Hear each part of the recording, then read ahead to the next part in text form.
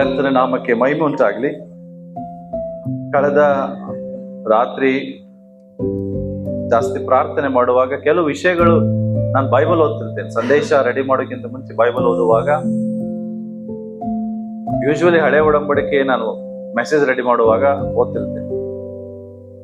So ಅಲ್ಲಿ ಸಮುವೇಲನ ಪುಸ್ತಕ ಓದುವಾಗ ಕೆಲವು ವಿಚಾರಗಳನ್ನ ದೇವರು ಪ್ರಕಟಪಡಿಸ್ತಾರೆ, ಕೆಲವು ಆಲೋಚನೆಗಳು ಕೊಡ್ತಾರೆ. ಅದೇ ಆಲೋಚನೆಯನ್ನ ನಾನು ಏನ್ ಮಾಡ್ತೇನೆ, ಒಂದು ಸಂದೇಶವನ್ನ ಸಿದ್ಧ ಮಾಡ್ತೇನೆ. ಸೊ ಹೀಗೆ ಏನಂತ ಹೇಳಿದ್ರೆ, ದೇವರ ಮಕ್ಕಳ ಜೀವಿತದಲ್ಲಿ ಎಲ್ಲಕ್ಕಿಂತ ಪ್ರಾಮುಖ್ಯವಾದದ್ದು ಯಾವುದು ಅಂತ ನಾನು ನೋಡುವಾಗ, ಎಲ್ಲ ಇದ್ರೂ ಕೂಡ ಪ್ರಿಯರೇ, ಅದು ನಮ್ಮ ಲೈಫ್ ಅನ್ನ ಅಷ್ಟು ಸೆಕ್ಯೂರ್ ಮಾಡಲ್ಲ.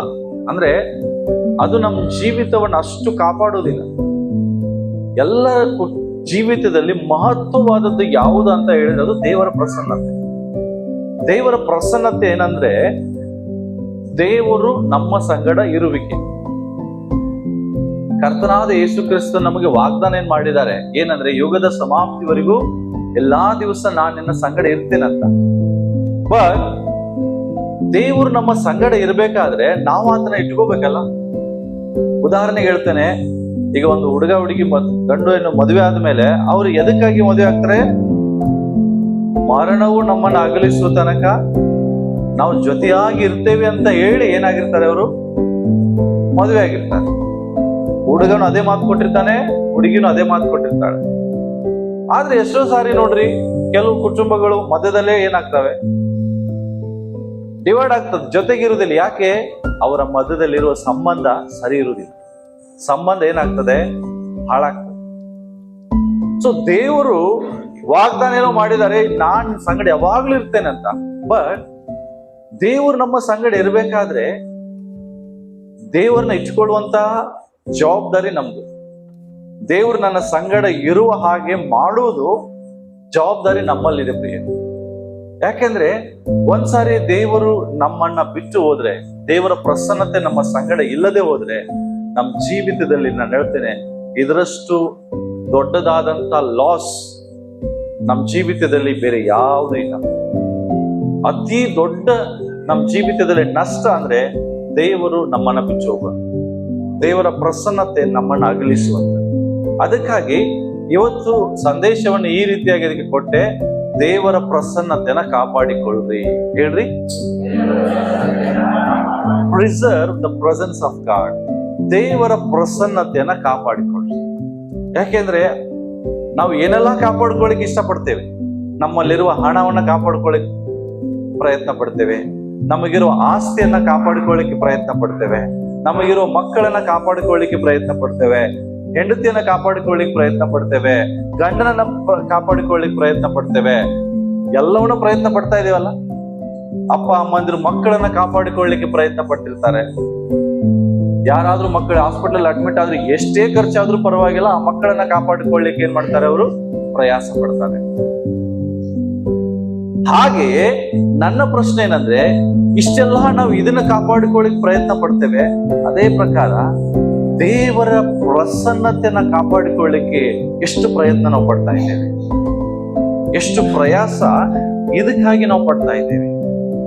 ನಮಗೇ ಗೊತ್ತಿಲ್ಲ ದೇವರ ಪ್ರಸನ್ನತೆ ನಮ್ಮ ಜೀವಿತದಲ್ಲಿ ಎಷ್ಟು ಮಹತ್ವ ಉಳ್ಳದು. ನಾವು ಅನ್ಕೊಂಡಿದ್ದೇವೆ ನಮ್ಮ ಬ್ಯಾಂಕ್ ತುಂಬಾ ಹಣ ಇದ್ರೆ ನನ್ನ ಜೀವಿತ ಆರಾಮಾಗಿ ನಡೀತದಂತ. ಇಲ್ಲ ಪ್ರಿಯರೇ, ನನ್ ಲೈಫಲ್ಲಿ ಏನೇ ಇಲ್ಲ ಅಂದ್ರೂ ಪರವಾಗಿಲ್ಲ, ಅದು ದೇವರ ಪ್ರಸನ್ನತೆ ಜೊತೆಗಿದ್ರೆ ಇದೆಯಲ್ಲ, ಎಲ್ಲವೂ ಅದರಲ್ಲಿದೆ. ಆಮೇಲೆ ಎಷ್ಟೋ ಹಾಡುಗಳನ್ನ ನಾವು ಹಾಡ್ತೇವೆ, ಬಟ್ ಅದ್ರ ಮಹತ್ವನ ತಿಳ್ಕೊಳ್ಳದೆ ಹಾಡ್ತೇವೆ. ಹಾಡುಗಾರನ ಹೆಂಗ್ ಹೇಳ್ತಾನೆ, ನಿನ್ನ ಪ್ರಸನ್ನತೆಯಲ್ಲೇ ನನ್ನ ಜೀವ ಇದೆ ಅಂತ ಹೇಳ್ತಾನೆ. ಹೌದಾ? ಹಣದಲ್ಲಿ ನನ್ನ ಜೀವ ಇದೆ ಅಂತ ಹೇಳಕ್ಕಾಗತ್ತ? ಆಸ್ತಿಯಲ್ಲಿ ಜೀವ ಇದೆ ಅಂತ ಹೇಳಕ್ಕಾಗತ್ತ? ಹಾಗಾದ್ರೆ ನಮ್ಮ ಜೀವ ಆತನ ಪ್ರಸನ್ನತೆಯಲ್ಲೇ ಇದೆ ಅಂತ. ಆತನ ಪ್ರಸನ್ನತೆಯಲ್ಲಿ ಮೇಣ ಹೇಗೆ ಕರಗಿ ಹೋಗ್ತದ, ಹಾಗೆ ಬೆಟ್ಟಗಳು ಕರಗಿ ಹೋಗ್ತದೆ. ಅಂದ್ರೆ ಆತನ ಪ್ರಸನ್ನತೆಯಲ್ಲಿ ಅಷ್ಟೊಂದು ಶಕ್ತಿ ಇದೆ. ನಮ್ಮ ಇಡೀ ಮನುಷ್ಯನಿಗೆ ಬೇಕಾಗಿದ್ದೆಲ್ಲ ಎಲ್ಲಿ ಸಿಗ್ತದೆ ಅಂದ್ರೆ, ಎಲ್ಲಿ ಅಡಕವಾಗಿದೆ ಅಂದ್ರೆ ದೇವರ ಪ್ರಸನ್ನತೆ. ಇವತ್ತು ನನ್ನ ಪ್ರಶ್ನೆ, ನಾವು ಇದಕ್ಕೆ ಎಷ್ಟು ಮಹತ್ವ ಕೊಡ್ತಾ ಇದ್ದೇವೆ? ಒಂದಾದ್ರೂ ದಿನ ಕುತ್ಕೊಂಡು ಆಲೋಚಿಸಿದ್ವಿ, ದೇವರೇ ನನ್ನ ಬಿಟ್ಟು ಹೋಗ್ಬೇಡ, ದೇವ್ರ ನನ್ನ ಜೊತೆಗೆ ಇದಾನ, ದೇವ್ರಿಗೆ ನನ್ನ ಕೈ ಹಿಡಿದು ನಡೆಸ್ತಾ ಇದ್ದಾನ? ನಾನು ಹೇಳ್ತೀನಿ, ದೇವ್ರಿಗೆ ಇಷ್ಟ ನಿನ್ ಜೊತೆಗೆ ಇರಬೇಕು, ನಿನ್ ಜೊತೆಯಲ್ಲೇ ನಡಿಬೇಕು ಅಂತೇಳಿ. ಆದ್ರೆ ಕೆಲವು ಸಾರಿ ನಾವು ಆತನ ಜೊತೆಗೆ ಇರ್ಲಿಕ್ಕೆ ಆತನ ಬಿಟ್ಕೊಡೋದಿಲ್ಲ. ಯಾಕೆಂದ್ರೆ ಅವನಿಗೆ ಇಷ್ಟ ಇಲ್ಲದನ್ನ ನಾವು ಮಾಡ್ತೇವೆ ಎಷ್ಟೋ ಸಾರಿ. ಅದಕ್ಕಾಗಿ ಇವತ್ತು ನಾನು ಈ ಸಂದೇಶವನ್ನು ಏನ್ ಮಾಡಿದ್ದೇನೆ, ಹಾಗಾದ್ರೆ ಆ ದೇವರ ಪ್ರಸನ್ನತೆ ನಮ್ಮನ್ನ ಬಿಟ್ಟು ಹೋಗ್ಲಿಕ್ಕೆ ಕಾರಣ ಏನು? ನಾನು ಯಾಕೆ ಇದನ್ನ ಹೇಳಿಕ್ಕೆ ಇಷ್ಟಪಡ್ತೇನೆ, ನಾವೆಲ್ಲರೂ 1 ಸಾಮುವೇಲ ಪುಸ್ತಕ ತೆಗೆಯೋಣ. ನಾನು ನಿನ್ನೆ ಧ್ಯಾನ ಮಾಡಿದ್ದೇನೆ, ನಿಮಗೆ ನಾನು 4ನೇ ಅಧ್ಯಾಯ ತೆಗೀರಿ, 1 ಸಾಮುವೇಲನ ಪುಸ್ತಕ. ಓಕೆ, ಇಲ್ಲಿ 22ನೇ ವಚನ ಹೇಳ್ತದೆ, ದೇವರ ಮಂಜೂಷವು ಶತ್ರುವಶವಾದದರಿಂದಲೇ ಇಸ್ರಾಯೇಲರ ಮಹಿಮೆಯು ಹೋಯಿತೆಂದು ಹೇಳಿದಳು. ಇವಳು ಏಲಿಯ ಸೊಸೆಯಾಗಿರ್ತಾಳೆ. ಓಕೆ, ಇವಳ ಬಗ್ಗೆ ನಾನು ಆಮೇಲೆ ನಿಮಗೆ ಹೇಳ್ತೇನೆ. ಸೊ ಇಲ್ಲಿ ನಾವು ನೋಡೋದೇನಂದ್ರೆ, ಇಸ್ರಾಯೇಲರ ಜೊತೆಗೆ ದೇವರ ಮಹಿಮೆ ಇತ್ತು. ಏನಿತ್ತು ಹೇಳ್ರಿ? ಯಾರ ಜೊತೆಗಿತ್ತು? ಇಸ್ರಾಯೇಲರ ಅಂದ್ರೆ ದೇವರ ಮಕ್ಕಳು, ದೇವರ ಪ್ರಜೆಗಳು. ಇವರ ಸಂಗಡ ಏನಿತ್ತು? ದೇವರ ಮಹಿಮೆ ಇತ್ತು, ದೇವರ ಪ್ರಸನ್ನತೆ ಇತ್ತು. ಯಾವಾಗಲೂ ದೇವರು ಇವರ ಸಂಗಡ ಇರ್ತಿದ್ರು. ಆದ್ರೆ ನಾವು ಇಲ್ಲಿ ನೋಡುವಾಗ ಈ ಇಸ್ರಾಯೇಲರು, ಅದರಲ್ಲಿ ವಿಶೇಷವಾಗಿ ಯಾಜಕರು ಏನ್ ಮಾಡ್ತಾ ಇದ್ದಾರೆ ಅಂತ ಹೇಳಿದ್ರೆ, ದೇವರಿಗೆ ಇಷ್ಟವಿಲ್ಲದ ಕಾರ್ಯಗಳನ್ನ ಮಾಡ್ತಾ ಇದ್ದಾರೆ. ಅರ್ಥ ಏನಂದ್ರೆ, ದೇವರ ವಾಕ್ಯಕ್ಕೆ ವಿಧೇಯರಾಗ್ತಾ ಇಲ್ಲ. ನಮ್ಮ ಜೀವಿತದಲ್ಲಿ ದೇವರ ಪ್ರಸನ್ನತೆ ಯಾವಾಗ್ಲೂ ನೆಲೆಗೊಳ್ಬೇಕಾದ್ರೆ ಎಲ್ಲಕ್ಕಿಂತ ಇಂಪಾರ್ಟೆಂಟ್ ಏನಂದ್ರೆ ವಿಧೇಯತೆ ಮತ್ತು ನಂಬಿಕೆ. ಇವೆರಡು ದೇವರ ಪ್ರಸನ್ನತೆ ನಮ್ಮ ಜೊತೆಗೆ ಇರುವಂಗೆ ಮಾಡ್ತದೆ. ವಿಧೇಯತೆ ಇದೆ, ವಿಧೇಯತೆ ಇಲ್ಲ, ಬರೀ ನಂಬಿಕೆ ಇದೆ ಅಂದ್ರೂ ಸಾಕಾಗುದಿಲ್ಲ. ನಂಬಿಕೆ ಜೊತೆಗೆ ಏನಿರ್ಬೇಕು? ಏನಿರ್ಬೇಕು? ಇಲ್ಲ ನೋಡ್ರಿ, ನಾವೊಂದು ಬರ್ದಿದ್ದೇನೆ, preserve the presence of God by faith and obedience ಅಂತ ಬರ್ದಿದೆ. ಅರ್ಥ ಏನಂದ್ರೆ, ನಂಬಿಕೆ ಮತ್ತು ವಿಧೇಯತೆಯಿಂದ ದೇವರ ಪ್ರಸನ್ನತೆಯನ್ನು ನೀವು ಕಾಪಾಡಿಕೊಳ್ಳಬಹುದು. ಈಗ ನೀವು ನೋಡ್ರಿ, ಇವ್ರು 4ನೇ ಅಧ್ಯಾಯದಿಂದ ನೀವು ಓದುವಾಗ, 4ನೇ ಅಧ್ಯಾಯ ಫಸ್ಟ್ ಇಂದ ಓದ್ರಿ, ಫಿಲಿಷ್ಟಿಯರು ಯಾರಿಗೆ ವಿರೋಧವಾಗಿ ಬರ್ತಾರೆ? ಇಸ್ರಾಯೇಲ್ ಜನರಿಗೆ ವಿರೋಧವಾಗಿ ಯುದ್ಧಕ್ಕೆ ಬರ್ತಾರೆ. ಈ ಇಸ್ರಾಯೇಲರಿಗೆ ವಿರೋಧವಾಗಿ ಬರುವಾಗ ನಾವು ನೋಡ್ತೇವೆ, ಈ ಇಸ್ರಾಯೇಲರು ದೊಡ್ಡವಾದಂತ ಒಂದು ಆರ್ಮಿಯನ್ನ ಕಟ್ತಾರೆ, ವ್ಯೂಹವನ್ನ ಕಟ್ಟಿ ಯುದ್ಧ ಮಾಡ್ಲಿಕ್ಕೆ ಹೋಗ್ತಾರೆ. ಆದ್ರೆ ಅಲ್ಲಿ ನಾವು ನೋಡ್ತೇವೆ, ಸಾವಿರಾರು ಜನರು ಸತ್ತು ಹೋಗ್ತಾರೆ. ಯಾರು ಸತ್ತು ಹೋಗ್ತಾರೆ? ಇಸ್ರಾಯೇಲರು. ಇಸ್ರಾಯೇಲ್ ಸತ್ತು ಹೋದ ಮೇಲೆ ಏನಾಗತ್ತೆ? ಇಸ್ರಾಯೇಲ್ ಏನ್ ಮಾಡ್ತಾರೆ? ಈಗ ನಾವೇನ್ ಮಾಡೋಣ? ದೇವರ ಮಂಜೂಷವನ್ನ ಪಾಳ್ಯಕ್ಕೆ ತಗೊಂಡ್ ಬರೋಣ. ಏನ್ ತಗೊಂಡ್ ಬರೋಣ? ಯಾಕೆಂದ್ರೆ ದೇವರ ಮಂಜೂಷ ಅಂದ್ರೆ ದೇವರ ಪ್ರೆಸೆನ್ಸ್, ದೇವರ ಪ್ರಸನ್ನತೆ. ಇದನ್ನ ತಗೊಂಡ್ ಬಂದ್ರೆ ನಮಗೆ ಸೋಲಾಗುದಿಲ್ಲ ಅಂತ ಹೇಳುವಾಗ ಏನಾಗ್ತದೆ? ಅಲ್ಲಿ ನಾವು ನೋಡ್ತೇವೆ, ಇಸ್ರಾಯೇಲರು ಅಷ್ಟೋ ಜನ ಸತ್ತು ಹೋದವಾಗ ಅಲ್ಲಿ ದೇವರ ಮಂಜೂಷವನ್ನ ಆ ಒಂದು ಪಾಳ್ಯಕ್ಕೆ ತಗೊಂಡ್ ಬರ್ತಾರೆ. ದೇವರ ಮಂಜೂಷವು ಬರುತ್ತಿರುವಾಗಲೇ ನಾವು ನೋಡ್ತೇವೆ, ಅಲ್ಲಿರುವ ಜನರು ಆರ್ಭಟಿಸಲಿಕ್ಕೆ ಪ್ರಾರಂಭಿಸ್ತಾರೆ. ಯಾರು? ಇಸ್ರಾಯೇಲರು. ಜಯಘೋಷ ಮಾಡ್ಲಿಕ್ಕೆ ಪ್ರಾರಂಭಿಸ್ತಾರೆ, ಆರಾಧನೆ ಮಾಡ್ಲಿಕ್ಕೆ ಪ್ರಾರಂಭಿಸ್ತಾರೆ, ದೇವರನ್ನ ಸ್ತುತಿಸುವುದಕ್ಕಾಗಿ ಪ್ರಾರಂಭಿಸ್ತಾರೆ. ಇನ್ನೇನ್ ಜಯ ನಮಗೆ ಸಿಕ್ತು ಅನ್ನುವಂತ ರೀತಿಯಲ್ಲಿ ಜಯಘೋಷ ಮಾಡುವುದನ್ನ ನಾವು ನೋಡ್ತೇವೆ. ನೋಡ್ರಿ, 3ನೇ ವಚನ ಓದ್ರಿ, 4ನೇ ಅಧ್ಯಾಯ 3ನೇ ವಚನ. ಎಸ್.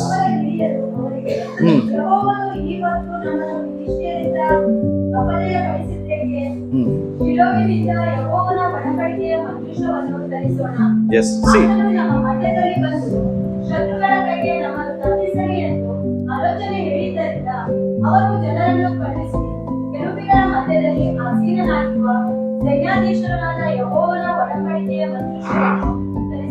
ಎಸ್, ಸಾಕು ನೋಡ್ರಿ. ಈ ಇಸ್ರಾಯೇಲರ ಕತೆ ನಿಮಗೆ ಎಲ್ಲಿಂದ ಸ್ಟಾರ್ಟ್ ಆಗ್ತದೆ? ವಿಮೋಚನ ಕಾಂಡದಿಂದ ಪ್ರಾರಂಭ ಆಗ್ತದೆ, ಹೌದಾ? ಯಾಕೆ? ಇಸ್ರಾಯೇಲರು ಎಲ್ಲಿದ್ರು? ಎಲ್ಲಿದ್ರು? ಐಗುಪ್ತ ದೇಶದಲ್ಲಿದ್ರು. ದೇವರು ಅವ್ರನ್ನ ಏನ್ ಮಾಡಿದ್ರು?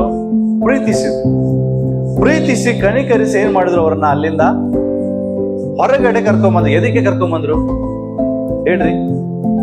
ಎದಕ್ ಕರ್ಕೊಂಬಂದ್ರಿ? ಎಲ್ಲಿ ಹೋಗ್ಲಿಕ್ಕೆ ಕರ್ಕೊಂಬಂದ್ರು? ಎಸ್ ಹೇಳ್ರಿ, ಕಾನಾನ್ ದೇಶಕ್ಕೆ ಅವ್ರನ್ನ ಕಳಿಸಿಕೊಡುವುದಕ್ಕಾಗಿ ಈ ಐಗುಪ್ತ ದೇಶದಿಂದ ಅವ್ರನ್ನ ಹೊರಗಡೆ ತಗೊಂಬಂದ್ರು. ಕರೆಕ್ಟಾ? ಆದ್ರೆ ನೀವ್ ಹೇಳ್ರಿ, ಈ ಇಸ್ರಾಯೇಲ್ ಎಲ್ರು ಯಾರೆಲ್ಲ ಐಗುಪ್ತ ದೇಶದಿಂದ ಹೊರಗಡೆ ಬಂದು ಅವ್ರು ಎಲ್ಲರೂ ಕಾನಾನ್ ದೇಶಕ್ಕೆ ಹೋದ್ರೇನ್ರಿ? ಯಾಕೆ ಹೋಗ್ಲಿಲ್ಲ? ಎಸ್, ಎರಡೇ ಕಾರಣ. ಒಂದು, ಅಪನಂಬಿಕೆ, ಅವಿಧೇಯತೆ ಮತ್ತು ಅಪನಂಬಿಕೆ ಅವರಲ್ಲಿ ಇದ್ದಿದ್ದರಿಂದ ಅವ್ರು ಏನ್ ಮಾಡ್ಲಿಲ್ಲ? ಕಾನಾನ್ ದೇಶವನ್ನ ಮುಟ್ಲಿಲ್ಲ. ಇಲ್ಲಿ ನೋಡ್ರಿ, ಇವರು ಇಸ್ರಾಯೇಲರು ಮೋಶೆ ಏನೇ ಹೇಳಿದವ್ರು ನಂಬ್ತಿರ್ಲಿಲ್ಲ. ಅವ್ರ ಒಳಗಡೆ ಅಪನಂಬಿಕೆ ಸ್ಪಿರಿಟ್ ಇತ್ತು ಮತ್ತು ಅವಿಧೇಯತೆ ಸ್ಪಿರಿಟ್. ಅದಕ್ಕಾಗಿ ಇಸ್ರಾಯಲೈಟ್ಸ್ didn't enter to the promised land. Why? Because of their disobedience and unbelief. ಅಪನಂಬಿಕೆ ಮತ್ತು ಅವಿಧೇಯತ್ವ ಕಾರಣ ಅವ್ರು ಏನ್ ಮಾಡ್ಲಿಲ್ಲ? ಎಲ್ಲಿ ಹೋಗ್ಲಿಲ್ಲ? ಕಾನಾನ್ ದೇಶ ಮುಟ್ಲಿಕ್ಕೆ ಆಗ್ಲಿಲ್ಲ. ಆದ್ರೆ ಅದ್ರ ಒಳಗಡೆ ಇಬ್ಬರಿದ್ರು. ಯಾರು? Joshua and Caleb. ಗೊತ್ತಾ? ಹಲೋ, ಹೇಳ್ರಿ. ಜೋಶುವ ಅಂಡ್ ಕಾಲೇಬ್ ಇವರಿಬ್ರು ಕಾನಾನ್ ದೇಶವನ್ನ ಮುಟ್ಟಿದ್ರ ಇಲ್ರಿ? ಯಾಕೆ ಮುಟ್ಟಿದ್ರು? ಅವ್ರ ಒಳಗಡೆ ನಂಬಿಕೆ ಇತ್ತು ಮತ್ತೆ ವಿಧೇಯತೆ ಇತ್ತು. ಇವರಿಬ್ರು ಕಾನಾನ್ ದೇಶವನ್ನ ಮುಟ್ಟಿದ್ರು. ಐಗುಪ್ತ ದೇಶದಿಂದ ಹೊರಗಡೆ ಕರ್ಕೊಂಡ್ ಬರುವಾಗ ಅವ್ರ ಜೊತೆಗೆ ಇವರು ಇದ್ರು. ಆದ್ರೆ ಇವ್ರು ಮಾತ್ರ ಎಲ್ಲೋದ್ರು? ಅಂದ್ರೆ ಜೋಶುವ ಅಂಡ್ ಕಾಲೇಬ್ ಯಾಕೆ ಹೇಳ್ತಾ ಇದ್ದೀನಿ ಅಂದ್ರೆ, ಅವ್ರಿಬ್ರು ಹೋಗ್ಲಿಲ್ಲ, ಅವ್ರ ಜೊತೆ ಬಹಳ ಜನ ಹೋದ್ರು. ಬಟ್ ಜೋಶುವ ಅಂಡ್ ಕಾಲೇಬ್ ಐಗುಪ್ತ ದೇಶದಿಂದ ಏನು ಹೊರಗಡೆ ತಗೊಂಡ್ಬಂದಿದ್ರು ಆ ಜನರ ಜೊತೆಗಿದ್ದಂತ ಸಂತತಿಯವರು, ಫಸ್ಟ್ ಜನರೇಷನ್. ಅರ್ಥ ಆಗ್ತದೆ ನಾನು ಹೇಳಿದ ನಿಮ್ಗೆ? ಕಾನಾನ್ ಐಗುಪ್ತ ದೇಶದಿಂದ ಹೊರಗಡೆ ಬಂದ್ಮೇಲೆ 40 ವರ್ಷ ಅವ್ರು ಎಲ್ಲಿದ್ರು? ಅರಣ್ಯದಲ್ಲೇ ಸುತ್ತಾಡ್ಬೇಕಾಯ್ತು. ಒಂದೇ ಸರಿ ಹೋಗ್ಲಿಲ್ಲ ಅವರು. ಆ 40 ವರ್ಷಗಳಲ್ಲಿ ಇಸ್ರಾಯೇಲ್ ಐಗುಪ್ತ ದೇಶದಿಂದ ಹೊರಗಡೆ ಬಂದಂತ ಎಷ್ಟೋ ಜನ, ಅಂದ್ರೆ ಆಲ್ಮೋಸ್ಟ್ ಮೊದಲನೇ ಸಂತತಿಯವರು ಎಲ್ಲ ಸತ್ತೋದ್ರು. ಆದ್ರೆ ಯೋಶುವ ಮತ್ತು ಕಾಲೇಬ್ ಇವ್ರು ಮಾತ್ರ ಏನ್ ಮಾಡ್ತಾರೆ? ಆ ಸಂತತಿ, ಆ ಜನರ ಜೊತೆಗೆ ಇದ್ದವರು ಅವ್ರು ಮಾತ್ರ ಕಾನಾನ್ ದೇಶ ಮುಟ್ತಾರೆ. ಕಾರಣ ಒಂದೇ, ಇವರಲ್ಲಿ ಅವಿಧೇಯತೆ ಇರ್ಲಿಲ್ಲ, ಅಪನಂಬಿಕೆ ಇರ್ಲಿಲ್ಲ. ಯಾಕೆ ಗೊತ್ತಾ? 11 ಜನ ನೀವು ಕಾನಾನ್ ದೇಶ ಹೆಂಗಿದೆ ನೋಡ್ಕೊಂಡ್ ಬರ್ರಿ ಅಂತ ಕಳಿಸುವಾಗ 9 ಜನ ಬಂದು ಏನ್ ರಿಪೋರ್ಟ್ ಕೊಡ್ತಾರೆ? ಉಪಯೋಗಿಲ್ಲ, ಬಹಳ ಡೇಂಜರ್ ಇದೆ. ಅದು ಇವರಿಬ್ರು ಏನ್ ಹೇಳ್ತಾರೆ? ದೇವರು ನಮ್ ಜೊತೆಗಿದ್ರೆ ಆರಾಮಾಗಿ ನಾವು ಹೋಗಿ ಅವ್ರನ್ನ ಜಯಿಸ್ಬೋದು. ಕರೆಕ್ಟಾ? ಇದು ಏನ್ ಸೂಚಿಸ್ತಿದೆ? ಇದು ಅವರ ನಂಬಿಕೆ. ಕರೆಕ್ಟ್? ಅವರಲ್ಲಿರುವಂತ ವಿಧೇಯತೆ. ಇವತ್ತು ದೇವ ಜನರಲ್ಲಿ ಏನಾಗ್ತಾ ಇದೆ ಅಂತ ಹೇಳಿದ್ರೆ, ನಂಬಿಕೆ ಇದೆ ಬಟ್ ವಿಧೇಯತೆ ಇಲ್ಲ. ಎಷ್ಟೋ ದೇವ ಜನರು ಸಭೆಗೆ ಬರ್ತಾರೆ, ಸಭೆಗೆ ಬರೋರು ಎಲ್ಲರೂ ಕಾನಾನ್ ದೇಶಕ್ಕೆ ಹೋಗ್ತಾರಂತ ಹೇಳಿಕ್ ಆಗಲ್ಲ. ಅರ್ಥ ಆಗ್ತದಾ? ಹಲೋ, ಈಗ ನಾವೆಲ್ಲ ಒಂದ್ ದಿವ್ಸ ಎಲ್ಲಿದ್ವಿ? ಐಗುಪ್ತ ದೇಶದಲ್ಲಿದ್ವಿ. ದೇವರು ನಮ್ಮನ್ನ ಬಿಡಿಸಿ ಎಲ್ಲಿ ಕರ್ಕೊಂಡ್ ಇನ್ನ ಕಾನಾನ್ ದೇಶ ಮುಟ್ಸಿಲ್ಲ. What is your promise land? ಇನ್ನೂ ಕಾನಾನ್ ದೇಶ ಮುಟ್ಟಿಲ್ಲ. ನೀವು ಮುಟ್ಟಿದ್ದೀರಾ? ಹಾಗಾದ್ರೆ ನೀವು ಎಲ್ಲಿದ್ದೀರಿ? ಈಗ ಅರಣ್ಯದಲ್ಲಿ ಇದ್ದೀರಿ. ಎಲ್ಲಿದ್ದೀರಿ? ಅರಣ್ಯದಲ್ಲಿದ್ದೀರಿ. ನೀವು ಆ ಜನರ ಹಾಗೆ ಅವಿಧೇಯರಾದ್ರೆ ನಿಮ್ಮ ಮಕ್ಕಳು ಕಾನಾನ್ ದೇಶಕ್ಕೆ ಹೋಗ್ತಾರೆ. ನೀವು ಹಂಗೆ ಉಳಿಬೇಕಾಗ್ತದೆ, ಬೇರೆ ಕಡೆ ಹೋಗ್ಬೇಕಾಗ್ತದೆ. ಅರ್ಥ ಆಗ್ತದೆ? ನೀವು ಹೋಗ್ಬೇಕು, ನಿಮ್ಮ ಮಕ್ಕಳು ಹೋಗ್ಬೇಕು. ಇಷ್ಟನಾ ಎಷ್ಟು ಜನರಿಗೆ? ಅಷ್ಟೇ, ನಾನು ಹೋಗ್ಬೇಕು, ನನ್ನ ಮಕ್ಕಳು ಹೋಗ್ಬೇಕು ಕಾನಾನ್ ದೇಶಕ್ಕೆ. ಕರೆಕ್ಟಾ? ಹಾಗಾದ್ರೆ ಅವ್ರು ಮಾಡಿ ತಪ್ಪನ್ನು ನೀವು ಮಾಡ್ಬೇಕು. ಅವ್ರು ಯಾವ ತಪ್ಪು ಮಾಡಿದ್ರು? ಐಗುಪ್ತ ದೇಶದಿಂದ ಹೊರಗಡೆ ಬಂದಾಗ ಬರೀ ಅವಿಧೇಯರಾದ್ರು. ದೇವರಿಗೆ ಇಷ್ಟ ಆಗ್ಲಿಲ್ಲ. ಕಾರಣ ಅವ್ರ ಅವಿಧೇಯರಾದ್ದರಿಂದ ಅಪನಂಬಿಕೆ ಉಳ್ಳವರಾದ ದೇವರವ್ರನ್ನ ಕೈ ಬಿಟ್ರು ಅಂತ ಇತ್ತು. ದೇವರವ್ರ ಸಂಗಡ ಇರ್ಲಿಲ್ಲ. ಆದ್ರೆ ನೋಡ್ರಿ, ಮೋಶೆ, ಯೋಶುವ, ಕಾಲೇಬ್ ಇವರೆಲ್ಲ ಆ ದೇವರಿಗೋಸ್ಕರವು ತವಕಿಸ್ತಾ ಇದ್ರು. ವಿಶೇಷವಾಗಿ ಮೋಶೆ ಮತ್ತೆ ಯೋಶುವ. ಮೋಶೆ ಹೇಳ್ತಾನೆ ಒಂದು ಕಡೆ, ಹೋದ್ರಿ 33:15 ಹೇಳ್ತದೆ, ಹೋದ್ರಿ ಅದೇ ಅದರಲ್ಲಿ 33 ವಿಮೋಚನೆ ಕಾಂಡ 33:15 ಹೇಳ್ತದೆ, Moses says to God, if your presence not go with us, don't send us. ಬಾರದೆ ಹೋದರೆ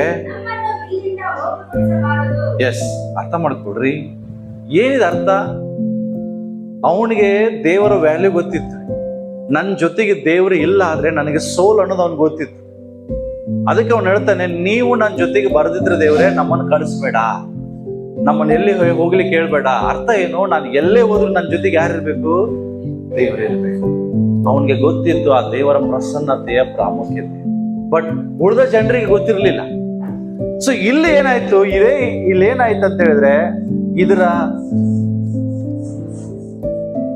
ದೇವರ ಪ್ರಸನ್ನತೆನ ಕಳ್ಕೊಳ್ಳುವುದರಿಂದ ಆಗುವ ಪರಿಣಾಮಗಳು ಏನು ಅಂತ ನೋಡಿದ್ರೆ, ಈ ಜನರು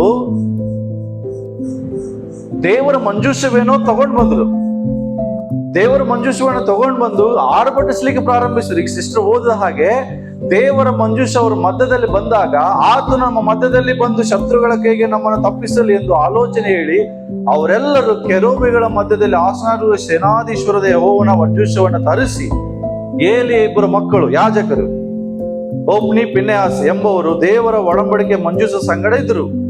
ಇದು ಪಾಳೆಯಕ್ಕೆ ಬಂದಾಗ 5ನೇ ವಚನ ಏನ್ ಹೇಳ್ತದೆ ಗೊತ್ತಾ? ಪಾಳೆಯಕ್ಕೆ ಬಂದಾಗ ಇಸ್ರಾಯೇಲ್ ಎಲ್ಲರೂ ಭೂಮಿಯು ಪ್ರತಿಧ್ವನಿ ಕೊಡುವಷ್ಟು ಆರ್ಭಟಿಸುವಾಗ ಫಿಲಿಷ್ಟಿಯರಿಗೆ ಒಂಥರ ಭಯ ಆಯ್ತು. ಏನಿದು, ಎಂತ ಸೌಂಡ್ ಎಲ್ಲಿ ಬಂತು, ಏನಾಗ್ತಾ ಇದೆ ಇಲ್ಲಿ ಅನ್ನುವಾಗ ಫಿಲಿಷ್ಟಿಯರ ಮಧ್ಯದಲ್ಲಿ ಒಬ್ಬ ಹೇಳ್ತಾನೆ, ಅಯ್ಯೋ ಇಸ್ರಾಯೇಲರ ಜೊತೆಗೆ ದೇವರ ಮಂಜೂಷ ಬಂದಿದೆ. ಏನ್ ಹೇಳ್ತಾರೆ ನೋಡ್ರಿ ಇಲ್ಲಿ. ಇದನ್ನು ಕೇಳಿ ಇಬ್ರಿಯರ ಪಾಳ್ಯದಲ್ಲಿ ಇದ್ದಂತ ಆರ್ಭಟವೇನು, ಕಾರಣವೇನು ಎಂದು ವಿಚಾರಿಸಿದಾಗ ಅವ್ರೇನ್ ಹೇಳ್ತಾರೆ,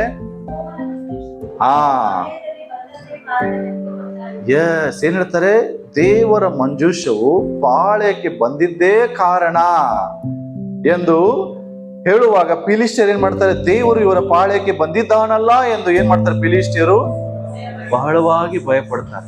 ಅರ್ಥ ಮಾಡ್ಕೊಡ್ರಿ. ಇದನ್ನೆಲ್ಲ ಓದುವಾಗ ನಾನು ಅನ್ಕೊಂಡೆ, ಹಾಗಾದ್ರೆ ಇಸ್ರಾಯೇಲ್ಗೆ ಏನಾಯ್ತು, ಈಗ ಜಯ ಸಿಕ್ತು. ಯಾಕೆ? ದೇವರ ಮಂಜೂಷವೇ ಬಂತು ಅಲ್ಲಿ ಅಂತ ತಿಳ್ಕೊಂಡು ಜಯ ಸಿಕ್ತು ಮಾಡಿದೆ. ಬಟ್ ಬೈಬಲ್ ಹೇಳ್ತದೆ, ಫಿಲಿಷ್ಟಿಯರು ನಾವು ಸುಮ್ಮನೆ ಇರೋದು ಬೇಡ, ಇವ್ರ ಜೊತೆಗೆ ಹೋಗಿ ಯುದ್ಧ ಮಾಡೋಣ ಅಂತ ಹೇಳಿ ಯುದ್ಧ ಮಾಡುವಾಗ ಬೈಬಲ್ ಹೇಳ್ತದೆ, ಇಸ್ರಾಯೇಲರಲ್ಲಿರುವ 30,000 ಜನ ಸತ್ತು ಹೋಗ್ತಾರೆ. ಎಷ್ಟ್ರಿ? 30,000 ಜನ ಸತ್ತು ಹೋಗ್ತಾರೆ. ಇಸ್ರಾಯೇಲರು ಯುದ್ಧದಲ್ಲಿ ಸೋತು ಹೋಗ್ತಾರೆ. ನಿಮ್ಗೆ ಅನಿಸ್ಬೋದಲ್ಲ, ದೇವರ ಮಂಜೂಷಲ್ಲಿ ಬಂದಿದೆ, ಆರ್ಭಟ ಇದೆ, ಹೌದಾ? ದೇವರನ್ನ ಸ್ತುತಿಸುವಂತ ಇದೆ, ಅಲ್ಲಿ ದೇವರೇ ನಮಗೆ ಜಯ ಕೊಟ್ಟ ಎಂಬ ನಂಬಿಕೆ ಇದೆ. ಆದ್ರೆ ಯಾಕೆ ಸೋತ್ರು? ಅರ್ಥ ಆಗ್ತದೆ ನಾನು ಹೇಳಿದ್ ನಿಮಗೆ? ಹಲೋ, ಇಲ್ಲೇ ಇದ್ರಿ? ನಾನು ಹೇಳುದು ಅರ್ಥ ಮಾಡ್ಕೊಳ್ರಿ. ಅಲ್ಲಿ ಆರ್ಭಟ ಇದೆ, ದೇವರನ್ನ ಹೊಗಳುವಂತ ಆರಾಧನೆ ಇದೆ, ದೇವರ ಮಂಜೂಷ ಜೊತೆಯಲ್ಲಿದೆ. ಇನ್ನೇನು ಯುದ್ಧ ನಾವು ಗೆದ್ದಿವಿ ಅನ್ನುವಂತ ನಂಬಿಕೆ ಇದೆ. ಆದ್ರೂ ಬೈಬಲ್ ಹೇಳ್ತದೆ ಅವರು ಸೋತ್ರು. 30,000 ಇಸ್ರಾಯೇಲರು ಹತರಾದರು, ಸತ್ತು ಹೋದ್ರು. ಕಾರಣ ಒಂದೇ, ಅಲ್ಲಿ ಎಲ್ಲ ಇತ್ತು, ವಿಧೇಯತೆ ಇರಲಿಲ್ಲ. ಏನಿರ್ಲಿಲ್ಲ? ಹಲೋ, ಏನಿರ್ಲಿಲ್ಲ? ನಿಮಗ್ ಗೊತ್ತಾ, ದೇವರ ಪ್ರಸನ್ನತೆ ಯಾವಾಗ ನಮ್ ಜೊತೆ ಕೆಲಸ ಮಾಡ್ತದೆ ಅಂತ ಹೇಳಿದ್ರೆ, ನಾವು ದೇವರಿಗೆ ವಿಧೇಯರಾಗುವಾಗ. ಸೇಮ್ ಸಂಗತಿ ಇಲ್ಲಿದೆ. ಏನ್ ಗೊತ್ತಾ, ಇಲ್ಲಿ ಕೂಡ ದೇವರಿಗೆ ಯಜ್ಞಗಳನ್ನು ಸಮರ್ಪಿಸ್ತೇವೆ, ದೇವರಿಗೆ ಆರಾಧನೆಯನ್ನ ಸಮರ್ಪಿಸ್ತೇವೆ. ಯಜ್ಞಗಳಂದ್ರೇನು? ದೇವರಿಗೆ ನಾವು ಕಾಣಿಕೆ ಕೊಡ್ತೇವೆ, ದಶಭಾಗ ಕೊಡ್ತೇವೆ, ಆರಾಧನೆ ಕೊಡ್ತೇವೆ, ಅದು ಯಜ್ಞ. ಹೌದಾ? ನಂಬಿಕೆ ಇದೆ, ಸ್ತೋತ್ರ ಇದೆ, ಆರ್ಭಟ ಇದೆ. ಅದೇನ್ ಮಿಸ್ ಆಗ್ತಾ ಇದೆ ಸಭೆಯಲ್ಲಿ? ಏನ್ ಮಿಸ್ ಆಗ್ತಾ ಇದೆ? ಜೋರಾಗಿ ಹೇಳ್ರಿ.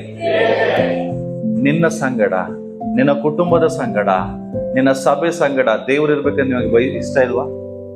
ಯಾವಾಗ ದೇವ್ರು ನನ್ನ ಕುಟುಂಬದಲ್ಲಿ ಇರ್ತಾನೆ? ಯಾವಾಗ ದೇವ್ರು ನನ್ನ ಜೀವಿತದಲ್ಲಿ ಇರ್ತಾನೆ? ಯಾವಾಗ ದೇವ್ರ ಸಭೆಯಲ್ಲಿ ಯಾವಾಗಲೂ ಚಲಿಸ್ತಿರ್ತಾನೆ? ವಿಧೇಯತೆ ಇರುವಾಗ. ದೇವರು ಹೇಳುದು ಒಂದೇ, ದೇವರು ಯಜ್ಞಕ್ಕಿಂತ ವಿಧೇಯತೆಯನ್ನು ದೇವರು ಮೆಚ್ಚುತ್ತಾನೆ. ದೇವರು ವಿಧೇಯತೆಗೆ ಮೆಚ್ಚುವಷ್ಟು ಯಜ್ಞಕ್ಕೆ ಮೆಚ್ಚುವುದಿಲ್ಲ, ಯಜ್ಞ ಹೋಮಗಳಿಗೆ ಮೆಚ್ಚುವುದಿಲ್ಲ. ಪ್ರಿಯರೇ, ಇಲ್ಲಿ ನಾವು ನೋಡ್ತೇವೆ, ಇವರಲ್ಲಿ ಎಲ್ಲಾ ಇದ್ರೂ ಕೂಡ ಇವರು ಸತ್ತು ಹೋಗ್ತಾರೆ. ಅದ್ರ ಒಳಗಡೆ ಏಲಿ ಕುತ್ಕೊಂಡಿರ್ತಾನೆ, ವಿಚಾರಿಸ್ತಿರ್ತಾನೆ. ಏಲಿ ಏನ್ ಮಾಡ್ತಿರ್ತಾನೆ, ಏನಾಯ್ತು ರಿಸಲ್ಟ್? ಈಗ ದೇವರ ಮಂಜೂಷ ತಗೊಂಡು ಹೋಗಿದ್ದಾರೆ, ಯುದ್ಧ ಗೆದ್ದಿರಬಹುದು, ಶುಭ ಸಂದೇಶ ಬರ್ಬೋದು ಅಂತ ತಿಳ್ಕೊಂಡು ಕುತ್ಕೊಂಡಿರ್ತಾನೆ. ಬೈಬಲ್ ಹೇಳ್ತದೆ, ಆ ಪಾಳ್ಯದಲ್ಲಿ ಒಬ್ಬ ತಪ್ಪಿಸ್ಕೊಂಡು ಓಡಿ ಬಂದು ಏಲಿಗೆ ಹೇಳ್ತಾನೆ, ಏಲಿ ಅಂದ್ರೆ ಒಬ್ಬ ಯಾಜಕ. ಅವನು ಆರಾಮಾಗಿ ಕುತ್ಕೊಂಡು ಖುಷಿಯಿಂದ ಏನೋ ಕೇಳ್ತಾನೆ ಸುದ್ದಿ, ಏನಾಯ್ತು ಅಂತ.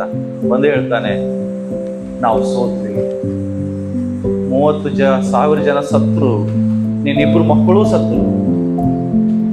ಇದನ್ನ ಕೇಳಿದ ತಕ್ಷಣವೇ ಏಲಿ ಬೈಬಲ್ ಹೇಳಿದ ಚೇರ್ ಮೇಲೆ ಕೂತವನು ಹಿಂದಕ್ಕೆ ಬಿದ್ದು ಗೋಡ್ ಮುರಿದು ಸತ್ತೋಗ್ಬಿಡ್ತಾನೆ. ಮುದುಕನಾದಂತ ಯಾಜಕ. ಯಾಕೆ? ತಾನು ಸತ್ತ, ತನ್ನ ಮಕ್ಕಳು ಸತ್ತೋದ್ರು, ಯುದ್ಧನೂ ಸೋತೋದ್ವಿ, ದೇವರ ಮಂಜೂಷ ಎಲ್ಲೋಯ್ತು ಅಂತ ಕೇಳ್ತಾನೆ. ಮತ್ತೆ ಯುದ್ಧ ಏನೋ ಸೋತ್ವಿ, ದೇವರ ಮಂಜೂಷ ಏನಾಯ್ತು? ಅವ್ರು ಹೇಳ್ತಾರೆ, ದೇವರ ಮಂಜೂಷ ಶತ್ರುವಶವಾಯಿತು. ಹಲೋ, ಇದನ್ನ ಕೇಳಿದ ತಕ್ಷಣನೇ ಅವನ ಕತ್ತು ಗೋಣ್ ಮುರಿದು ಸತ್ತೋಗ್ಬಿಟ್ಟ, ಹಿಂಗೆ ಬಿದ್ದ್ಬಿಡ್ತಾನೆ. ಈ ಸುದ್ದಿಯನ್ನು ಯಾರು ಕೇಳ್ತಾರೆ? ಏಲಿಯ ಸೊಸೆ ಕೇಳ್ತಾಳೆ. ಏಲಿಗೆ ಸೊಸೆ ಇರ್ತಾಳೆ, ಅವಳು ತುಂಬಾ ಗರ್ಭಿಣಿಯಾಗಿರ್ತಾಳೆ. ಈ ಸುದ್ದಿ ಕೇಳಿ, ಅಯ್ಯೋ ನನ್ನ ಗಂಡ ಸತ್ತ, ನನ್ನ ಮಾವ ಸತ್ತ, ಯುದ್ಧ ಸೋತೋದ್ವಿ, ದೇವರ ಮಂಜೂಷು ಶತ್ರುವಶು ಆಯ್ತಲ್ಲ ಅಂತ ಹೇಳಿ ಹೆರಿಗೆ ನೋವಲ್ಲಿ ಒಂದು ಮಗುವಿಗೆ ಜನನ ಕೊಟ್ಟು ಸಾಯುವಂತ ಸ್ಥಿತಿಯಲ್ಲಿ ಇರುವಾಗ ಅಲ್ಲಿ ಜನ ಹೇಳ್ತಾರೆ, ದಾಸಿಯರು ಚಿಂತೆ ಮಾಡ್ಬಿಡ್ರೆ ಗಂಡು ಮಗು ಹುಡ್ತು. ಏನ್ ಹೇಳ್ತಾರೆ?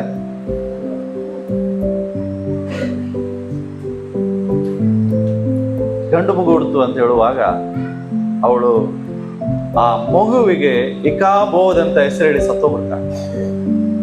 ಇಕಾಬೋದ್ ಅಂತ ಹೇಳಿದ್ರೆ ಯೆಹೋವನ ಮಂಜೂಷವು ಶತ್ರುವಶವಾಯಿತು, ದೇವರ ಮಹಿಮೆ ಇಸ್ರಾಯೇಲಿಂದ ಬಿಚ್ಚೋಯಿತು.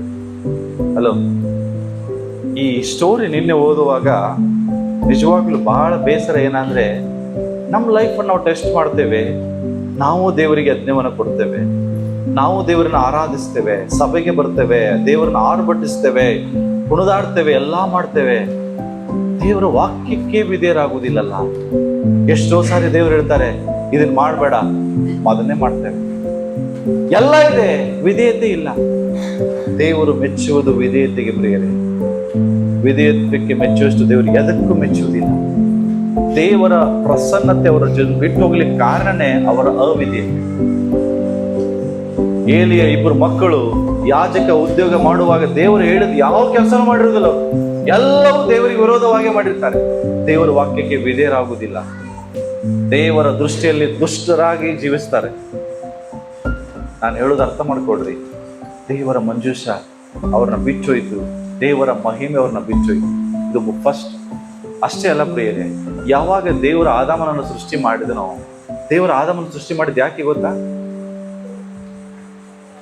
ನಾನು ಆದಾಮನ ಸಂಗಡ ಯಾವಾಗ್ಲೂ ಇರ್ಬೇಕು, ಆದಾಮ ನನ್ನ ಸಂಗಡ ಯಾವಾಗ್ಲೂ ಇರ್ಬೇಕು. ಇದೇ ದೇವರ ಆಸೆ, ಅದೇ ದೇವರ ಪ್ರಸನ್ನತೆ ಯಾವಾಗಲೂ ನಮ್ಮ ಜೊತೆಗಿರುತ್ತೆ. ಬಟ್ ಒಂದು ಅವಿಧೇಯತೆ, ಆದಾಮನ ಒಂದು ಅವಿಧೇಯತೆ, ದೇವರು ಆದಾಮನನ್ನ ಬಿಟ್ಟು ಹೋದ್ರು. ಅಷ್ಟೇ ಅಲ್ಲ ಪ್ರಿಯರೇ, ಎದೆನ್ ತೋಟದಿಂದಲೇ ಆತನ ಹೊರಗೆ ಹಾಕಿದ್ರು. 3ನೇ ಅಧ್ಯಾಯ ತೆಗೆರಿ, ಆದಿಕಾಂಡ ಪುಸ್ತಕ 23ನೇ ವಚನ ಓದಿ.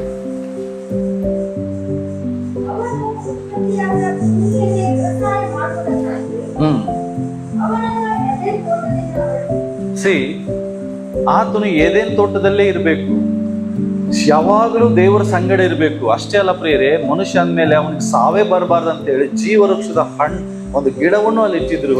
ಇವನು ಯಾವಾಗಲೂ ಅದನ್ನು ತಿಂದು ನನ್ನ ಸಂಗಡ ಇರ್ಬೇಕಂತೇಳಿ. ಒಂದು ಅವಿಧೇಯತೆ ಹೇಳ್ರಿ, ಎಲ್ಲರೂ ಹೇಳ್ರಿ, ಒಂದು ಅವಿಧೇಯತೆ. ಈ ಒಂದು ಅವಿಧೇಯತೆ ಆದಾಮನನ್ನ ಏದೇನ್ ತೋಟದಿಂದ ಹೊರಗಡೆ ಹಾಕಲ್ಪಡ್ತು. ಒಂದು ಅವಿಧೇಯತೆ ದೇವರ ಸಂಗಡ ಇರುವಂತ ಅನ್ಯೋನ್ಯತೆ ಕಳ್ಕೊಳ್ಳಂಗೆ ಮಾಡಿ. ಒಂದು ಅವಿಧೇಯತೆ ದೇವರ ಪ್ರಸನ್ನತೆ ಅವನನ್ನ ಬಿಟ್ಟು ಹೋಯ್ತು. ಪ್ರಿಯರೇ, ಅಷ್ಟೇ ಅಲ್ಲ, ಏನ್ ಮಾಡ್ತಾರೆ ಗೊತ್ತಾ? ಈ ಮನುಷ್ಯ ಮತ್ತೆ ಏದೇನ್ ತೋಟಕ್ಕೆ ಕಾಲು ಹಾಕಬಾರ್ದಂತ ಹೇಳಿ ಅಲ್ಲಿ ದೂತರ ಕಾವಲನ್ನು ಇಡ್ತಾರೆ. ಅಗ್ನಿ ಮಯವಾದ ರಥರ ತೋಷರುಗಳಿಂದ ಬೆಂಕಿಯ ಒಂದು ಜ್ವಾಲೆಯಲ್ಲಿ ಇಡ್ತಾರೆ. ಹೋದ್ರಿ?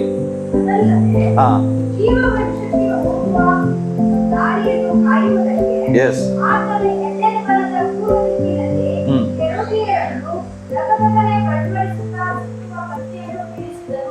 ಯಾರಿಗೆ? ಇವ್ರು ಒಳಗಡೆ ಹೋಗ್ಬಾರ್ದು. ನಿಮ್ಗೆ ಗೊತ್ತಾ, ಆದಾಮ ಕಳ್ಕೊಂಡದ್ದು ಸಾಮಾನ್ಯವಾದ ವಿಷಯ ಅಲ್ಲ ರೀ. ಎಂತ ಒಂದು ದೊಡ್ಡ ಲಾಸ್ ಅವನಿಗೆ ಗೊತ್ತಾ? ಎದರಿಂದ ಆಯ್ತು? ಎದರಿಂದ ಆಯ್ತು? ಎಲ್ಲರೂ ಹೇಳ್ರಿ, ಎಷ್ಟು ಅವಿಧೇಯತೆ ಆಯ್ತು? ಈಗ ನಮ್ಮ ಲೈಫ್ ಟೆಸ್ಟ್ ಮಾಡಿ, ಎಷ್ಟು ದೇವರಿಗೆ ಅವಿಧೇಯರಾಗ್ತೇವೆ ಎವ್ರಿ ಡೇ. ಜಸ್ಟ್ ಇಮ್ಯಾಜಿನ್ ಮಾಡ್ರಿ, ದೇವರ ಆಜ್ಞೆ ಹೇಳ್ತದೆ, ದೇವರ ವಾಕ್ಯ ಹೇಳ್ತದೆ, ಹಿಂಗೆ ಮಾಡು ಹಿಂಗೆ ಮಾಡು. ಎಲ್ಲಾ ವಾಕ್ಯಕ್ಕೂ ಅವಿಧೇಯತೆ. ನಿನ್ನ ದೇವರನ್ನೇ ನೀನು ಮನಪೂರ್ವಕವಾಗಿ ಪ್ರೀತಿಸು, ಅದರಲ್ಲಿ ಅವಿಧೇಯತೆ. ಹೌದಾ? ನಿನ್ನ ಹೆಂಡತಿಯನ್ನ ಪ್ರೀತಿಸು, ಅದರಲ್ಲಿ ಅವಿಧೇಯತೆ. ನಿನ್ನ ಗಂಡನನ್ನ ಗೌರವಿಸು, ಅದರಲ್ಲಿ ಅವಿಧೇಯತೆ. ನಿನ್ನ ನೆರೆಯವರನ್ನು ಪ್ರೀತಿಸು, ಅದರಲ್ಲಿ ಅವಿಧೇಯತೆ. ಇನ್ನೊಬ್ಬರ ಬಗ್ಗೆ ಮಾತನಾಡಬೇಡ, ತೀರ್ಪು ಮಾಡಬೇಡ, ಅದರಲ್ಲಿ ಅವಿಧೇಯತೆ. ಚಾಡಿ ಹೇಳ್ಬೇಡ, ಅದು ಅವಿಧೇಯತೆ. ಕೋಪ ಮಾಡಬೇಡ, ಅವಿಧೇಯತೆ. ಎಷ್ಟಿದೆ? ಹಾಗಾದ್ರೆ ಇಷ್ಟು ಅವಿಧೇಯರಾದಾಗಲೂ ನೀವು ನೆನೆಸ್ತೀರ ದೇವರ ಪ್ರಸನ್ನತೆ ನಮ್ಮ ಜೊತೆಗೆ ಇರ್ತದಂತ? ಯಾವಾಗಲೂ ನಮ್ಮ ಸಂಗಡ ಇರ್ತದ? ಯಾವಾಗಲೂ ಮನೆಯಲ್ಲಿ ದೇವರ ಪ್ರಸನ್ನತೆ ಆಳ್ವಿಕೆ ಮಾಡ್ತದ? ಮಾತಾಡ್ರಿ ಪ್ಲೀಸ್, ಮಾತಾಡ್ರಿ. ದೇವರ ಪ್ರಸನ್ನತೆ ಇದ್ರೆ ಏನಾಗ್ತದೆ ಗೊತ್ತಾ? ಮನೆಯಲ್ಲಿ, ಕುಟುಂಬದಲ್ಲಿ, ಸಭೆಯಲ್ಲಿ, ನಿನ್ನ ಜೀವಿತದಲ್ಲಿ. ಕೆಲವು ವಿಷಯಗಳು ನಾನು ಹೇಳಿ ಮುಗಿಸ್ತೇನೆ. 4 ವಿಷಯ ಹೇಳ್ತೇನೆ. ದೇವರ ಪ್ರಸನ್ನತೆ ನಿನ್ ಜೊತೆಗಿದ್ರೆ ಏನಾಗ್ತದೆ? ಹಾಗಾದ್ರೆ ಇದು ಆಗ್ತಾ ಇಲ್ಲ ಆದ್ರೆ ಅರ್ಥ ಮಾಡ್ಕೊಳ್ರಿ, ನಿನ್ ಜೊತೆಗೆ ಏನಿಲ್ಲ. ಹಾಗಾದ್ರೆ ದೇವರ ಪ್ರಸನ್ನತೆ ಯಾಕಿಲ್ಲ? ನಮ್ಮ ಅವಿಧೇಯತೆ. ನನ್ನ ಅವಿಧೇಯತೆಯಿಂದ ದೇವರ ಪ್ರಸನ್ನತೆ ನನ್ನ ಕುಟುಂಬವನ್ನು ಬಿಟ್ಟು. ನಾನು ಒಂದು ಹೇಳ್ತೇನೆ, ದೇವರ ಪ್ರಸನ್ನತೆನೇ ನಿಮ್ ಜೊತೆಗೆ ಇಲ್ಲ ಆದ್ರೆ ಏನು ಇಲ್ಲ ಅಂತ ತಿಳ್ಕೊಂಬಿಡಿ. ಏನ್ರಿ? ನಿಮ್ ಜೊತೆಗೆ ಏನು ಇಲ್ಲ. ಫಸ್ಟ್ ಹೋದ್ರಿ, ದೇವರ ಪ್ರಸನ್ನತೆ ನಿನ್ ಜೊತೆಗಿದ್ರೆ ನಮ್ಮೆಲ್ಲರಿಗೂ ಅನುಗ್ರಹ ದೊರಕ್ತದೆ. ಹೇಳ್ರಿ, ಎಲ್ರು ಹೇಳ್ರಿ, ಜೋರಾಗಿ ಹೇಳ್ರಿ. ಅನುಗ್ರಹ ಹೇಳ್ರಿ, ಕೃಪೆ. 39:21 ಆದಿಕಾಂಡ ಹೋದ್ರಿ.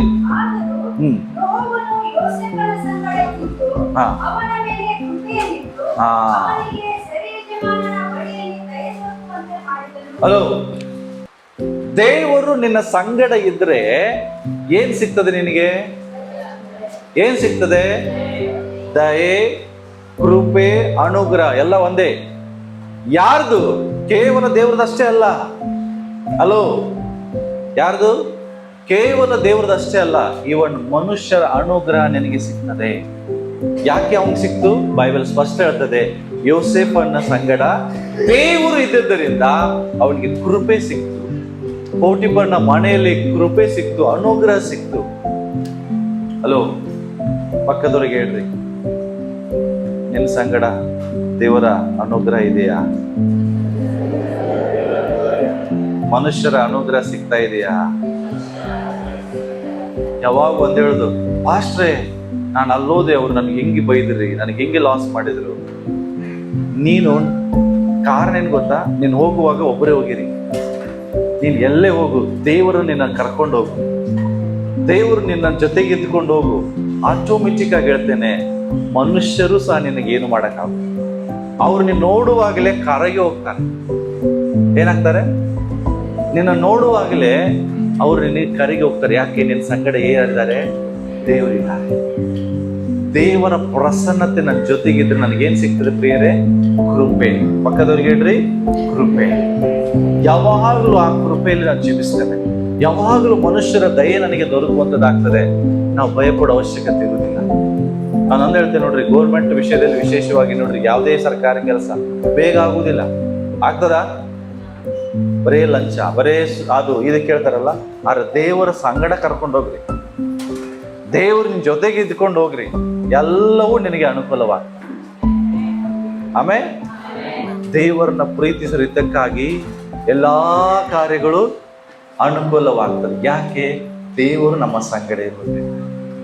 ಯೋಸೇಫನ ಸಂಗಡ ಯಾವಾಗಲೂ ದೇವರು ಇದ್ದಿದ್ದರಿಂದ ಬೈಬಲ್ ಹೇಳ್ತದೆ, ಅವನು ಎಲ್ಲೇ ಹೋದ್ರು ಮನುಷ್ಯರ ಕೃಪೆ, ದಯೆ ಅವನಿಗೆ ದೊರಕ್ತಾ ಇತ್ತು. ಜಸ್ಟ್ ಇಮ್ಯಾಜಿನ್ ಮಾಡಿ, ಅವನ ಲೈಫ್, ಅವನನ್ನು ಸಾಯಿಸಬೇಕಂತ ಹೋದ್ರು. ಕರೆಕ್ಟಾ? ಹೋದ್ರಿಲ್ರಿ? ಸಾಯಿಸಬೇಕಂತಲೇ ಹೋದ್ರು. ಆದ್ರೂ ಅಷ್ಟ್ರ ಒಳಗಡೆ ಒಬ್ಬಳ ದಯೆ ಅವನಿಗೆ ಸಿಕ್ತು. ಬೇಡ, ಇವನು ಸಹ ನಮ್ಮ ಸಹೋದರನಲ್ಲದೆ, ಒಬ್ಬನ ದಯೆ ಸಿಕ್ತು. ಯಾಕೆ? ದೇವರು ಯೋಸೇಫನ ಸಂಗಡ ಇದ್ದಿದ್ದರಿಂದ. ಕರೆಕ್ಟಾ? ಆ ದಯೆಯಿಂದ ಅವನು ಸಾಯಿ ಇರಲಿಲ್ಲ, ಬದುಕುವ ಹಾಗೆ ಆದ. ಅಲ್ಲಿ ಮಾರಲ್ಪಡ್ತಾನೆ. ಯೆಹೋವನು ಯೋಸೇಫನ ಸಂಗಡ ಇದ್ದಿದ್ರಿಂದ ಪೋಟಿಫರನ ಮನೆಗೆ ಅವನು ಹೋಗ್ತಾನೆ, ಬೇರೆಯವ್ರ ಮನೆಗೆ ಹೋಗುದಿಲ್ಲ. ಅಲ್ಲಿ ಪೋಟಿಫರನ ಮನೆಯಲ್ಲಿ ಅವನ ಹೆಂಡತಿ ಮೂಲಕ ಅವನಿಗೆ ಉಪದ್ರವಗಳು ಬಂದರೂ ಸಹ ಬೈಬಲ್ ಹೇಳ್ತದೆ, ದೇವರು ಯೆಹೋವನು ಯೋಸೇಫನ ಸಂಗಡ ಇದ್ದಾನೆ. ಸೆರೆಮನೆ ಒಳಗಡೆ ಹೋದಾಗಲೂ ಸಹ ದೇವರು ಯೋಸೇಫನ ಸಂಗಡ ಇದ್ದಾನೆ. ಅರ್ಥ ಮಾಡ್ಕೊಡ್ರಿ, ಅವನ ಲೈಫಲ್ಲಿ ಯಾಕೆ ದೇವರು ಅವನ ಸಂಗಡ ಇದ್ದ? ಕಾರಣ ದೇವರಿಗೆ ಅವಿಧೇಯನಾಗ್ಲಿಲ್ಲ. ಅವನು ಮನಸ್ಸು ಮಾಡಿದ್ರೆ, ಒಂದು ಅವಿಧೇಯನಾಗಿದ್ರೆ ಅವನು ಜೈಲಿಗೆ ಹೋಗು ತಪ್ಪಿತ್ತು. ಆದ್ರೆ ದೇವರು ಪ್ರಸನ್ನತೆ ಅವನನ್ನು ಬಿಟ್ಟು ಹೋಗ್ತಿತ್ತು. ನಾನು ಒಂದ್ ಹೇಳ್ತೇನೆ, ಸೈತಾನ್ ಏನ್ ಮಾಡ್ತಾನೆ, ನಾನು ಯಾವಾಗಲೂ ಹೇಳ್ದಂಗೆ ಈಗಲೂ ಹೇಳ್ತಾ ಇದ್ದೇನೆ, ದೇವರು ನಿನಗೆ ಮುಂದೆ ಬಂಗಾರದ ಕಿರೀಟ ಇಟ್ಟಿರ್ತಾನೆ. ಆದ್ರೆ ಸೈತಾನ ನೀನು ಹೋಗುವಾಗ ದಾರಿಯ ಮಗ್ಗಲಲ್ಲೇ ಒಂದು ಬಂಗಾರದ ಬಿಸ್ಕಿಟ್ ಅಷ್ಟೇ. ಆ ಬಂಗಾರದ ಬಿಸ್ಕಿಟಿಗೆ ಏನ್ ಮಾಡ್ತೇವೆ ನಾವು? ದೇವರಿಗೆ ಅವಿಧೇಯರಾಗ್ತೇವೆ. ದೇವರಿಗೆ ಅವಿಧೇಯರಾದ್ರಿಂದ ದೇವರ ಪ್ರಸನ್ನತೆಯನ್ನು ಕಳ್ಕೊಳ್ತೇವೆ. ದೇವರು ನಮಗೋಸ್ಕರ ಮುಂದಿಟ್ಟಂತ ಒಳ್ಳೆ ಬಿರುದನ್ನ ಕಳ್ಕೊಳ್ತೇವೆ. ಯಾಕೆ ಬೈಬಲ್ ಎಲ್ಲ ಓದುವಾಗಲೂ ದೇವರು ಯೋಸೇಫನ ಸಂಗಡ ಇದ್ರು, ದೇವರು ಯೋಸೇಫನ ಸಂಗಡ ಇದ್ರು? ಯಾಕೆ ಅಂದ್ರೆ ಒಂದೇ ಕಾರಣ, ಅವನು ಎಂದಿಗೂ ದೇವರಿಗೆ ಅವಿಧೇಯನಾಗಿ ನಡೀಲಿಲ್ಲ. ಯಾವ ವಿಷಯದಲ್ಲಿ ಅವಿಧೇಯನಾಗಿಲ್ಲ. ಅವನು ಮನಸ್ಸು ಮಾಡಿದ್ರೆ ಒಂದು ಅವಿಧೇಯತೆ ಅವನನ್ನ ಪೋಟಿಫರನ ಮನೆ ಯಜಮಾನನಾಗಿ ಮಾಡ್ಬೋದಾಗಿ, ಪ್ರಿಯರ ಆತನ ಮಾಡ್ಲಿಕ್ಕೆ ಹೋಗ್ಲಿಲ್ಲ. ಇದಕ್ಕಾಗಿ ದೇವರು ಅವನ ಸಂಗಡ ಇದ್ದ ಅಂತ ಬೈಬಲ್ ಬರ್ತದೆ. ನಮ್ಮ ಲೈಫನ್ನ ಒಂದ್ಸರಿ ಟೆಸ್ಟ್ ಮಾಡೋಣ. ಎಷ್ಟು ಸಾರಿ ದೇವರಿಗೆ ಅವಿಧೇಯರಾಗ್ತೇವೆ. ವಾಕ್ಯ ಕೇಳ್ತೇವೆ, ವಾವ್ ಅಂತೇವೆ, ಬಟ್ ಆ ವಾಕ್ಯ ಮನೆಗೆ ಹೋಗಿದ ತಕ್ಷಣ ಮರ್ತು ಹೋಗ್ತದೆ. ಅಂತ್ಯ ಆಶೀರ್ವಾದ ಹಾಡಿ ಹೊರಗಡೆ ಹೋಗಿ ಊಟ ಮಾಡುವೊಳಗೆ ಮರ್ತು ಹೋಗ್ತದೆ. ಮತ್ತೆ ಚಾಲನೆ ನಮ್ದು ಹಳೆ ಜೀವಿತ. ಎಷ್ಟೇ ಪೈಪ್ ಕಳಿಸಿದ್ರು ಮತ್ತು ಪೈಪ್ ತಕೊಂಡು ನಾಯಿ ಬಾರೋ ಡಂಕೆ. ಅವಿಧೇಯರಾಗೋದು ಮಾತ್ರ ಬಿಡುವುದಿಲ್ಲ. ಮತ್ತೊಬ್ಬರ ಬಗ್ಗೆ ಮಾತನಾಡಬೇಡ್ರಿ ಅಂತ ಬೈಬಲ್ ಸ್ಪಷ್ಟ ಹೇಳ್ತದೆ. ಹೊರಗೆ ಹೋದ ತಕ್ಷಣ ಚಾಲು, ಅವಳಂಗೆ ಅವ ಹಂಗೆ, ಅವಳಂಗೆ ಅವಳ ಹಂಗೆ. ನಾನು ಹೇಳುದು, ಎಷ್ಟು ದಿವಸ ಹಿಂಗೆ ದೇವರು ಎಷ್ಟು ಬೇಜಾರಾಗ್ತಿರ್ಬೋದಲ್ಲ ನಮ್ಮನ್ನು ನೋಡಿ. ಮಾತಾಡಿ, ಎಷ್ಟು ಬೇಸರ ಆಗ್ತಿರ್ಬೋದಲ್ಲ. ನಿಮ್ಮ ಶರೀರದಲ್ಲಿ ಯಾವ್ದಾದ್ರೂ ಒಂದು ಅಂಗ ಇನ್ನೊಂದು ಅಂಗದ ಬಗ್ಗೆ ಚಾಡಿ ಹೇಳ್ತದ ನಿಮ್ಗೆ? ಈ ಬಲಗೈ ಸರಿನೇ ಇಲ್ಲ ತೆಗೆದಾಕಂತ ಹೇಳ್ತದೆ ಯಾವಾಗ? ಎಡಗೈ ಹೇಳುವುದಿಲ್ರಿ. ಇದು ಚಂದ ಇಲ್ಲ, ಇದು ನಾನು ಒಂದೇ ಚಂದ ಇದ್ದೀನಿ, ಇದು ಕಣದ್ ಕೊಡ ಅಂತ ಹೇಳ್ತದ? ಹೇಳುವುದಿಲ್ಲ. ಕೆಲವರಿಗೆ ಆಣೆಕಾಲ ರೋಗ ಬಂದಿರ್ತದೆ. ಆಣೆಕಾಲನೋ ಕಾಲು ಒಂದೇ ಕಾಲು ಏನಾಗಿರ್ತದೆ, ಅವಾಗ ಇಡೀ ಶರೀರ ಹೇಳ್ತದೆ, ಅಯ್ಯೋ ಕಾಲು ನಾನು ಇಡೀ ಛಂದಸ್ ಹಾಳು ಮಾಡಿದ್, ಕಟ್ ಮಾಡಂತ ಹೇಳ್ತದ? ಗೊತ್ತಿದೆ ಅದಕ್ಕೆ, ಕಾಲು ಕಟ್ ಮಾಡೋ ತ್ರಾಸ ನನಗೆ.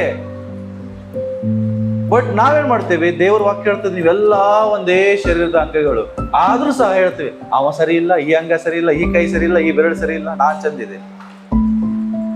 ಅವಿಧೇಯತೆ ದೇವರಿಗೆ ಇಷ್ಟ ಇಲ್ಲ. ಓಕೆ, ಸೊ ನಿನಗೆ ಒಂದು ವೇಳೆ ನಿಜವಾಗ್ಲೂ ಹೇಳ್ತೇನೆ, ಎಲ್ಲಾ ಕಡೆ ದೇವರ ಅನುಗ್ರಹ ನಿಂಗೆ ಸಿಗ್ತಾ ಇಲ್ಲ ಅಂದ್ರೆ ತಿಳ್ಕೊ, ನಿನ್ ಜೊತೆಗೆ ದೇವರ ಪ್ರಸನ್ನತೆ ಇಲ್ಲ. ಓಕೆ, ಹಾಗಾದ್ರೆ ನೆಕ್ಸ್ಟ್ ಏನು? ದೇವರು ನಮ್ಮ ಸಂಗಡ ಇದ್ರೆ ನಮ್ಗೆ ಏನ್ ಸಿಗ್ತದೆ ಗೊತ್ತಾ? ಎಲ್ಲರೂ ಹೇಳ್ರಿ ವಿಶ್ರಾಂತಿ. ಹೇಳ್ರಿ, ಪಕ್ಕದವ್ರಿಗೆ ಹೇಳ್ರಿ ವಿಶ್ರಾಂತಿ. ಅವ್ರ ಬೆನ್ನಿಗೆ ಹೊಡೆದ ಹೇಳ್ರಿ ವಿಶ್ರಾಂತಿ. ವಿಮೋಚನೆ ಕಾಂಡ 33ನೇ ಅಧ್ಯಾಯ ಅಲ್ಲಿ ಹೇಳ್ತದೆ, 13-14 ಹೋದ್ರಿ ಬೇಗನೆ.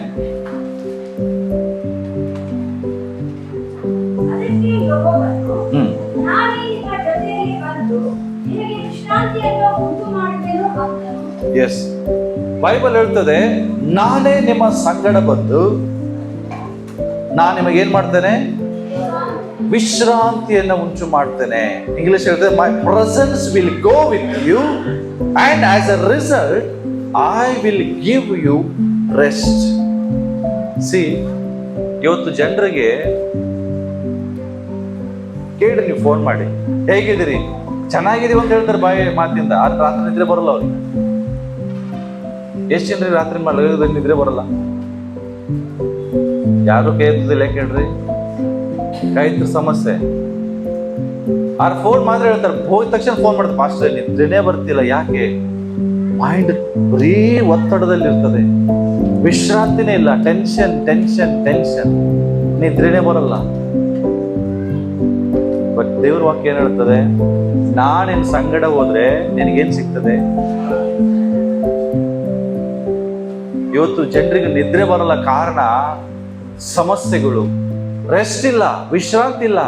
ದೇವ್ರು ಒಂದೇ ಹೇಳ್ತಾರೆ, ಎಲೆ ಕಷ್ಟ ಪಡೋರೆ ಹೊರೆ ಹೊತ್ತವ್ರೆ, ನೀವೆಲ್ಲ ನನ್ನ ಬಳಿಗೆ ಬರ್ರಿ, ನಾನು ನಿಮ್ಗೆ ಏನ್ ಮಾಡ್ತೇನೆ. ದೇವ್ರು ನನ್ನ ಸಂಗಡ ಇದ್ರೆ ನನಗೆ ಸಮಾಧಾನ ಸಿಗ್ತದೆ. ಯಾವಾಗ ನಿಮ್ಮ ಜೀವಿತದಲ್ಲಿ ಸಮಾಧಾನ ಇಲ್ಲ, ಗಲಿಬಿಲಿ ಇಲ್ಲ, ಬರೇ ಗಲಿಬಿಲಿ, ನಿಮ್ ಕುಟುಂಬದಲ್ಲಿ ಬರೇ ಗಲಿಬಿಲಿ, ಕಾರಣ ಒಂದೇ ತಿಳ್ಕೊಳ್ರಿ, ಅಲ್ಲಿ ದೇವರ ಪ್ರಸನ್ನತೆ ಇಲ್ಲ. ನಿನ್ನ ಜೀವಿತ ಸಮಾಧಾನದಿದೆಯಾ? ನಿನ್ನ ಫ್ಯಾಮಿಲಿ ಸಮಾಧಾನದಿದೆಯಾ? ಕುಟುಂಬದಲ್ಲಿ ಸಮಾಧಾನ ನೆಲೆಗೊಂಡಿದೆಯಾ? ನಿನ್ನ ಕುಟುಂಬದಲ್ಲಿ ವಿಶ್ರಾಂತಿ ನೆಲೆಗೊಂಡಿದೆಯಾ? ಪ್ರಶ್ನೆ ಹಾಕ್ರಿ. ಯಾಕೆ ಇಲ್ಲ? ಅಲ್ಲಿ ಸೈತಾನ್ ಇದ್ದಾನೆ. ದೇವರಿದ್ರೆ ಆಗುದಿಲ್ಲ, 100% ಹೇಳ್ತೇನೆ ನಾನು. ದೇವರಿದ್ರೆ ಎಂದಿಗೂ ನಿಮ್ಮ ಕುಟುಂಬದಲ್ಲಿ ಗಲಿಬಿಲಿ ಇಲ್ಲ, ವಿಶ್ರಾಂತಿ ಇರ್ತದೆ, ಸಮಾಧಾನ ಇರ್ತದೆ. ಕಷ್ಟ 100 ಬರ್ಲಿರಿ. ಬೈಬಲ್ ಫಸ್ಟ್ ಹೇಳ್ತದೆ, ಕ್ರಿಸ್ತ ಯೇಸುವಿನ ಪ್ರೀತಿಯಿಂದ ನನ್ನನ್ನು ಅಗಲಿಸುವುದು ಯಾವುದು? ಕಷ್ಟ, ಸಂಕಟ, ನಿಂದೆ, ಬಣ್ಣ ಇಲ್ಲದ್ರದ್ದು, ವಸ್ತ್ರ ಇಲ್ಲ, ಏನೇ ಬರಲಿ, ನಾನು ಮಾತ್ರ ಕ್ರಿಸ್ತನ ಪ್ರೀತಿಯಲ್ಲಿ ನೆಲೆಗೊಂಡಿರ್ತೇನೆ, ಸಮಾಧಾನದಲ್ಲಿ ಇರ್ತೇನೆ, ಪ್ರೀತಿಯಲ್ಲಿ ಇರ್ತೇನೆ, ಅನ್ಯೋನ್ಯತೆಯಲ್ಲಿ ಇರ್ತೇನೆ. ಬಟ್ ನಾವು, ನಮ್ಮ ಕುಟುಂಬದಲ್ಲಿ ಸಮಾಧಾನ ಇಲ್ಲ, ನನ್ನಲ್ಲಿ ಸಮಾಧಾನ ಇಲ್ಲ, ನನ್ನಲ್ಲಿ ವಿಶ್ರಾಂತಿ ಇಲ್ಲ.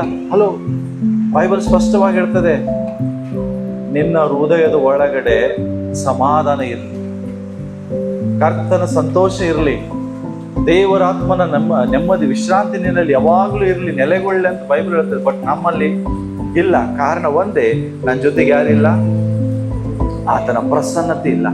ಯಾವಾಗ ಆತನ ಪ್ರಸನ್ನತೆ ನೆಲೆಗೊಳ್ತದೋ, ಯಾವಾಗ ದೇವರು ನನ್ನ ಸಂಗಡ ಇರ್ತಾನೋ, ಕೀರ್ತನೆ 23 ಓದ್ತಿರಲ್ಲ, ಆತನು ನನ್ನನ್ನು ವಿಶ್ರಾಂತಿಕರವಾದ ನೀರುಗಳ ಬರಿಗೆ ಬರಮಾಡುತ್ತಾನೆ. ಯಾವಾಗ? ಕುರುಬನ ಸಂಗಡ ಇದ್ದಾಗ, ಕುರುಬ ಕುರಿ ಸಂಗಡ ಇದ್ದಾಗ ವಿಶ್ರಾಂತಿಕರವಾದ ನೀರು ಬಳಿಗೆ ಹೋಗ್ತದೆ. ಕುರುಬನೇ ಇಲ್ಲ ಕುರಿ ಜೊತೆಗೆ ಅಂದಾಗ ಕುರಿ ಏನ್ ಮಾಡ್ತದೆ? ಎಲ್ಲಿ ಸಿಗ್ತದೆ ಅಲ್ಲಿ ಹೋಗ್ತಾ ಇರ್ತದೆ. ಅಲ್ಲಿ ಹೋದ್ಮ್ಯಾಗ ವಿಶ್ರಾಂತಿ ತಿಳ್ಕೊಂಡಿರ್ತದೆ, ವಿಶ್ರಾಂತಿ ಇರುವುದಿಲ್ಲ. ಹಸಿರು ಎಲ್ಲ ವಿಶ್ರಾಂತಿ ಅಲ್ಲ, ಕಣ್ಣಿಗೆ ಏನಾದ್ರೂ ಗ್ರೀನ್ ಕಾಣ್ತದೆ, ಎಲ್ಲ ವಿಶ್ರಾಂತಿ ಅಲ್ಲ. ಲೋಟ ಮಾಡಿದ ಇದೇ ಮಿಸ್ಟೇಕ್, ಕಣ್ಣಿಗೆ ಗ್ರೀನ್ ಕಾಣ್ತು, ಬಟ್ ಅದು ವಿಶ್ರಾಂತಿ ಸ್ಥಳ ಅಲ್ಲ. ಅದು ಅವನ ಜೀವಿತದಲ್ಲಿ ಅಪಾಯಕರವಾದ ಸ್ಥಳ.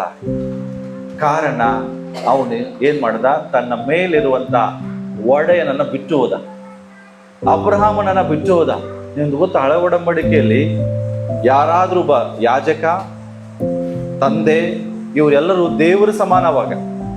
ಇವ್ರ ಬಾಯಿಂದ ಏನ್ ಹೇಳ್ತಾರೆ ಅದು ದೇವರು ಹೇಳ್ದಂಗೆ. ಅಬ್ರಹಾಮನನ್ನ ಅವನು ಬಿಟ್ಟು ಹೋಗ್ತಾನೆ, ಒಬ್ಬಂಟಿಗನಾಗಿ ಹೋಗ್ತಾನೆ, ಕಣ್ಣಿಗೆ ಕಾಣುವುದೆಲ್ಲ ಚೆನ್ನಾಗಿದೆ ಅಂತ ಹೋಗ್ತಾನೆ. ಅದು ಅವನಿಗೆ ಅಪಾಯಕರವಾಗಿರ್ತದೆ. ಹೇಳ್ರಿ, ನೆಕ್ಸ್ಟ್ ದೇವರ ಪ್ರಸನ್ನತೆ ನಿನ್ ಜೊತೆಗಿದ್ರೆ ಏನ್ ಸಿಗ್ತದೆ ನಿಮ್ಗೆ? ಜೋರಾಗಿ ಹೇಳ್ರಿ, ಎಲ್ಲರೂ ಜೋರಾಗಿ ಹೇಳ್ರಿ, ಜೋರಾಗಿ ಹೇಳ್ರಿ. ಎಸ್, ದಯೆ ಸಿಗ್ತದೆ, ವಿಶ್ರಾಂತಿ ಸಿಗ್ತದೆ. ಯಾಕೆ ಜೋರಾಗಿ ಹೇಳಿಸ್ತದೆ ಅಂದ್ರೆ, ಕೆಲವರು ದೀರ್ಘವಾದ ವಿಶ್ರಾಂತಿಗೆ ಹೋಗಿದ್ದಾರೆ, ಅದಕ್ಕೆ ಸ್ವಲ್ಪ ಜೋರಾಗಿ. ದೀರ್ಘವಾದ ವಿಶ್ರಾಂತಿಗೆ ಹೋಗ್ಬೇಡ್ರಿ, ಮನೆಗೆ ಹೋದ್ಮೇಲೆ ಹೋಗ್ರಿ. ಸಮಸ್ಯೆ ಏನ್ ಗೊತ್ತಾ? ಮನೆಗೆ ನಿದ್ರೆ ಬರಲ್ಲ ನಮಗೆ, ಇಲ್ಲಿ ಬಂದಾಗ ವಿಶ್ರಾಂತಿ ಸಿಗ್ತದೆ. ಯಾಕೆಲ್ಲಿ ದೇವರಿದ್ದಾರೆ. ದೇವ್ರ ಪ್ರಸನ್ನತೆಯಲ್ಲಿ ಇರೋದ್ರಿಂದ ಏನಾಗ್ತದೆ? ಇನ್ನು AC ಅಕ್ಷರ ಏನಾಗೋದು ಗೊತ್ತಿಲ್ಲ ನಮಗೆ. ವಿಶ್ರಾಂತಿ. ಓಕೆ, ದೇವರ ಪ್ರಸನ್ನತೆ ನನ್ನ ಜೊತೆಗೆ, ನನ್ನ ಕುಟುಂಬ ಜೊತೆಗೆ ಇದ್ದಾಗ ಸಿಗೋದೇ ಸಮಾಧಾನ. ಓಕೆ, ನಿನ್ನ ಕುಟುಂಬದಲ್ಲಿ ಸಮಾಧಾನ ಇಲ್ಲ, ತಿಳ್ಕೊಂಬಿಡು, ಅಲ್ಲಿ ದೇವರ ಪ್ರಸನ್ನತೆ ಇಲ್ಲ. ದೇವರ ಪ್ರಸನ್ನತೆ ಬರಮಾಡ್ಬೇಕಾದ್ರೆ ಏನ್ ಮಾಡ್ಬೇಕು? ದೇವರ ವಾಕ್ಯಕ್ಕೆ ವಿಧೇಯರ. ಕರೆಕ್ಟ್, ದೇವರ ವಾಕ್ಯಕ್ಕೆ ವಿಧೇಯರಾದ್ರೆ ದೇವರಿನ ಸಂಘಟನೆ ಇರ್ತಾರೆ. ಓಕೆ, ಬೇಗನೆ ನಾನು ಇನ್ನೊಂದು ಹೇಳ್ತೇನೆ. ಹಾಗಾದ್ರೆ ನೆಕ್ಸ್ಟ್, ದೇವರ ಪ್ರಸನ್ನತೆ ನನ್ನ ಜೊತೆಗಿದ್ರೆ ಏನ್ ಸಿಗ್ತದೆ? 3ನೇ ಆಶೀರ್ವಾದ, ಸಂರಕ್ಷಣೆ. ಎಲ್ರು ಹೇಳ್ರಿ, ಜೋರಾಗಿ ಹೇಳ್ರಿ, ಜೋರಾಗಿ ಹೇಳ್ರಿ. ಬಹಳ ಜನರಿಗೆ ಸಂರಕ್ಷಣೆ ಸಮಸ್ಯೆ. ಎಲ್ಲಿ ಏನಾಗ್ಬಿಡ್ತದೋ, ಎಲ್ಲಿ ಏನಾಗ್ತದೋ, ಎಲ್ಲಿ ಯಾವ ಗಾಡಿ ಬಂದು ಕೂತ್ಕೊಂಡು ಹೋಗ್ತದೋ. ಕೆಲವರು ಕೂತಲ್ಲಿ ಆಲೋಚನೆ ಮಾಡ್ತಾರೆ, ಮನೆ ಬಿದ್ದು ಬಿಟ್ರೆ ಹೆಂಗೆ. ಅವ್ರಿಗೆ ಏನಂದ್ರೆ, ಅವ್ರಿಗೆ ಕಾನ್ಫಿಡೆಂಟೇ ಇಲ್ಲ ನಾವು ಬದುಕ್ತೇವೆ ಅನ್ನೋದು. ಬರೇ ನೆಗೆಟಿವ್ ಆಲೋಚನೆ. ದೇವರು ನಿನ್ನ ಸಂಗಡ ಇದ್ದಾಗ ಬೈಬಲ್ ಸ್ಪಷ್ಟ ಹೇಳ್ತದೆ, ನಿನ್ನ ಮಗ್ಗಲಲ್ಲಿ 1000 ಜನ ಸಾಯ್ಲಿ, ನಿನ್ನ ಬಲಗಡೆಯಲ್ಲಿ 10,000 ಜನ ಸಾಯ್ಲಿ, ನಿನಗೆ ಮಾತ್ರ ಏನು ಆಗುವುದಿಲ್ಲ. ಆಮೇನೂ ಬರುದಿಲ್ಲ ಬಾಯಲ್ಲಿ. ಯಾಕೆ ಹೇಳ್ರಿ? ಇನ್ನೂ ಡೌಟ್ ನಮಗೆ. 1000 ಜನ ಸತ್ತು ನಾನೇ ಉಳಿತೇನೆ, ಅವ್ರಿಗಿಂತ ಮುಂಚೆ ನಾ ಸತ್ತು ಹೋಗ್ತೇನೆ ಅನ್ನುವಂಥದ್ದು ನಿಮ್ದು, ಅದು ನಿಮ್ಮ ನಂಬಿಕೆ. ಬಟ್ ನನ್ನ ನಂಬಿಕೆ ಹಂಗಲ್ಲ. ಓಕೆ, ಸಂತೋಷ ಸಾಕ್ಷಿ ಹೇಳಿದ, ಅದು ಗೋವಾದಿಂದ ಬರುವಾಗಲೇ 6 ಬೋಲ್ಟ್ ಬಿಚ್ಚೋಗಿದೆ ಅಂತೆ. 6 ಬೋಲ್ಟೇ ಇಲ್ಲ ಅದ್ರಾಗ. 6 ಬೋಲ್ಟ್ ಇಲ್ದ ಇದ್ದಾಗ ಏನಾಗತ್ತೆ, ಸ್ಟೇರಿಂಗ್ ಕಂಟ್ರೋಲ್ ಬರಲ್ಲ. ಹಿಂಗ್ ತಿರುಗಿಸಿದ್ರೆ ಹಿಂಗೆ ಇರುವುದಿಲ್ಲ ಗಾಡಿ, ಹಿಂಗೆ ಹೋಗ್ತದೆ. ಆದ್ರೆ ಗೋವಾದಿಂದ ಅಂಕೋಲ ಬರುವವರೆಗೂ ಏನಾಗ್ಲಿಲ್ಲ, ಯಾವ ಸಮಸ್ಯೆ ಆಗಿಲ್ಲ. ಯಾಕೆ? ನಮ್ಗೆ ನಂಬಿಕೆ ಇದೆ, ದೇವರ ಜೊತೆಗಿರುವಾಗ ನಾವು ಸಂರಕ್ಷಣೆಯಲ್ಲಿ ಇರ್ತೇವೆ. ಆಮೇಲೆ ಸೊ ಇಲ್ಲಿ ನಾವು ನೋಡ್ತೇವೆ, ದಾನಿಯೇಲ್ ಪುಸ್ತಕದಲ್ಲಿ ಶದ್ರಕ್, ಮೇಷಕ್, ಅಬೇದ್ನೆಗೋ ಈ 3 ಜನರನ್ನ ಬೆಂಕಿಯಲ್ಲಿ ಹಾಕ್ತಾರೆ. ದಗದಗೇನೆ ಉರಿಯುವ 7ರಷ್ಟು ಬೆಂಕಿ ಹೆಚ್ಚಿಸಿ ಅವ್ರನ್ನ ಸಾಯಿಸ್ಲಿಕ್ಕೆ ಪ್ರಯತ್ನ ಪಡ್ತಾರೆ. ಬಟ್ ಬೈಬಲ್ ಹೇಳ್ತದೆ ಏನು? ಹೋದ್ರಿ ಬೇಕೋದ್ರಿ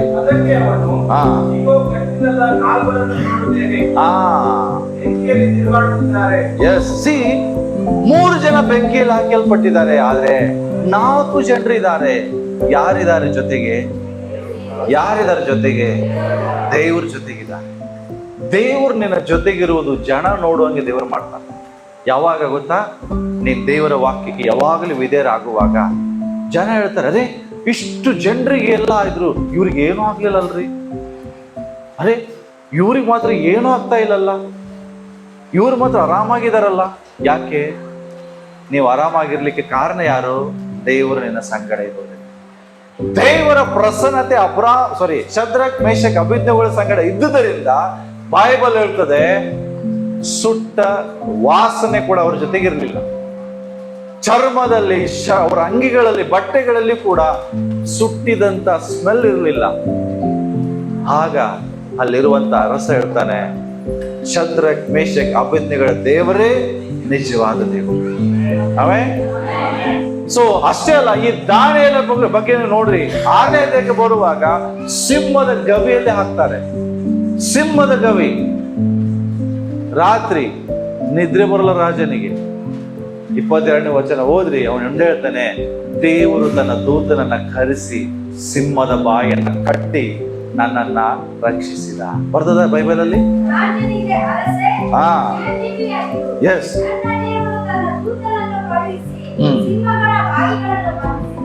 ಎಸ್. ಯಾವಾಗ ಆಗತ್ರಿ ಇದು? ಹಲೋ, ಯಾವಾಗ ಆಗತ್ತೆ? ನಿನ್ನ ಸಂಗಡ ದೇವರಿದ್ದಾಗ. ದೇವರ ಪ್ರಸನ್ನತೆ ನಿಮ್ಮನ್ನ ಸಂರಕ್ಷಿಸ್ತಾರೆ. ನಿಮಗೆ ಯಾವ ಕೇಡು ಸಂಭವಿಸಿಲ್ಲ. ಅದೇ 91:1 ಹೇಳುದಲ್ಲ, ಪರಾತ್ಪರನ ಮೊರೆ ಹೊಕ್ಕವನು ಸರ್ವಶಕ್ತನ ಆಶ್ರಯದಲ್ಲಿ ಸುರಕ್ಷಿತ. ನಿನ್ನ ಸೇಫ್ಟಿ ಡಾಕ್ಟರ್ ಅಲ್ಲ, ಓಕೆ? ನಿಮ್ಮ ಸೇಫ್ಟಿ ಹಾಸ್ಪಿಟಲ್ ಅಲ್ಲ, ನಿಮ್ಮ ಸೇಫ್ಟಿ ನಿನ್ನ ಆಸ್ತಿನೂ ಅಲ್ಲ, ನಿನ್ನ ಹಣ ಅಲ್ಲ. ಬಹಳ ಜನ ತಿಳ್ಕೊಂಡಿದ್ದಿದೆ, ಬ್ಯಾಂಕಲ್ಲಿ ತುಂಬಾ ಹಣ ಇಟ್ಬಿಟ್ರೆ ಆರಾಮಾಗಿರ್ಬೋದೇನೋ. ನೋ. ಒಳ್ಳೆ ಆಸ್ತಿ ಮಾಡಿಬಿಟ್ರೆ, ಒಳ್ಳೆ ಗೋಲ್ಡ್ ಮಾಡಿದ್ರೆ ಅದು ಏನು ನಮಗೆ ಸೇಫ್ಟಿ ಆಗಿರ್ತದೆ? No. Your safety is only God. ದೇವರ ಪ್ರಸನ್ನತೆ ಮಾತ್ರ ನಿಮ್ಮ ಸೇಫ್ಟಿ, ನಿಮ್ಮ ಪ್ರೊಟೆಕ್ಷನ್. ಅದು ಬಿಟ್ರೆ ಯಾವುದು ನಿಮ್ಮ ಸಂರಕ್ಷಣೆಗೆ ಬರುವುದಿಲ್ಲ. ಅರ್ಥ ಆಗ್ತದೆ ನಾನು ಹೇಳಿ ನಿಮಗೆ? ಅರ್ಥ ಆಗ್ತದೆ? ಹಾಗಾದ್ರೆ ಇವತ್ತು ನನ್ನ ಸಂರಕ್ಷಣೆ ಆಗಿದೆ ಅಂದ್ರೆ ಅದಕ್ಕೆ ದೇವರು ಕಾರಣ. ಸೊ ನೀವು ಲೈಫ್ ಲಾಂಗ್ ಸಂರಕ್ಷಿತರಾಗಿರ್ಬೇಕಾದ್ರೆ ನಿನ್ನ ಜೊತೆಗೆ ಏನಿರ್ಬೇಕು? ದೇವರ ಪ್ರಸನ್ನತೆ. ಸೊ ದೇವರ ಪ್ರಸನ್ನತೆ ನಿನ್ನ ಜೊತೆಗಿದ್ದಾಗ ಸಂರಕ್ಷಣೆ ಸಿಗ್ತದೆ. ಹಾಗಾದ್ರೆ ಸಂರಕ್ಷಣೆ ಬೇಕಾದ್ರೆ ಏನ್ ಮಾಡ್ಬೇಕು? ಡಾಕ್ಟರ್ ಹೇಳ್ದಂಗೆ ಚಾಚು ತಪ್ಪದೆ ಗುಳಿಗೆ ತಿನ್ಬೇಕು. ಹೌದಾ? ಡಾಕ್ಟರ್ಗೆ ವಿಧೇಯರಾಗುವಷ್ಟು ದೇವರಿಗೆ ವಿಧೇಯರಾಗುವುದೇ. 3 ಆವರ್ತಿ ಗುಳಿಗೆ ಎಷ್ಟು ತಿಂತೀರಿ? ಡಾಕ್ಟರ್ ಹೇಳಿದ್ರೆ ತಿಂತೀರಿಲ್ರಿ? ಸುಳ್ಳು ಹೇಳಿ. ಈಗ ಡಾಕ್ಟರ್ ಹೇಳ್ತಾರೆ ಏನೋ ಒಂದು ದೊಡ್ಡ ರೋಗ ಬಂತಪ್ಪ, ಡಾಕ್ಟರ್ ಹೇಳ್ತಾರೆ ತಪ್ಪದೆ 3 ತಿಂಗಳು 3 ಟ್ಯಾಬ್ಲೆಟ್ ತಿನ್ಬೇಕು. ತಿಂತೀರ ಇಲ್ಲೋ ಹೇಳ್ರಿ? ಹೌದು. ಈಗ ದೇವರು ಹೇಳ್ತಾರೆ 3 ಆವರ್ತಿ ಪ್ರಾರ್ಥನೆ ಮಾಡು. ಎಷ್ಟು ಜನ ಮಾಡ್ತೀರಿ? ಪಾಸ್ಟ್ರೇ ಎಷ್ಟು ಬ್ಯುಸಿ ಇರ್ತೀನಿ ನಾನು, ಹೆಂಗೆ ಮಾಡಕ್ಕಾಗ್ತದೆ? ನೀನ್ ಬ್ಯುಸಿ ಇರಬಾರ್ದಂತಲೇ ಕೆಲವು ಸರಿ ದೇವ್ರು ನಿಮ್ಮನ್ನ ಟಮಕ್ ಅಂತೇಳಿ ಹಾಸ್ಪಿಟಲ್ ಮಲಗಿಸ್ತಾರೆ. ಅವಾಗಾದ್ರೂ 3 ಹೊತ್ತು ಮಾಡು, ಪ್ರಾರ್ಥನೆ ಮಾಡುವ.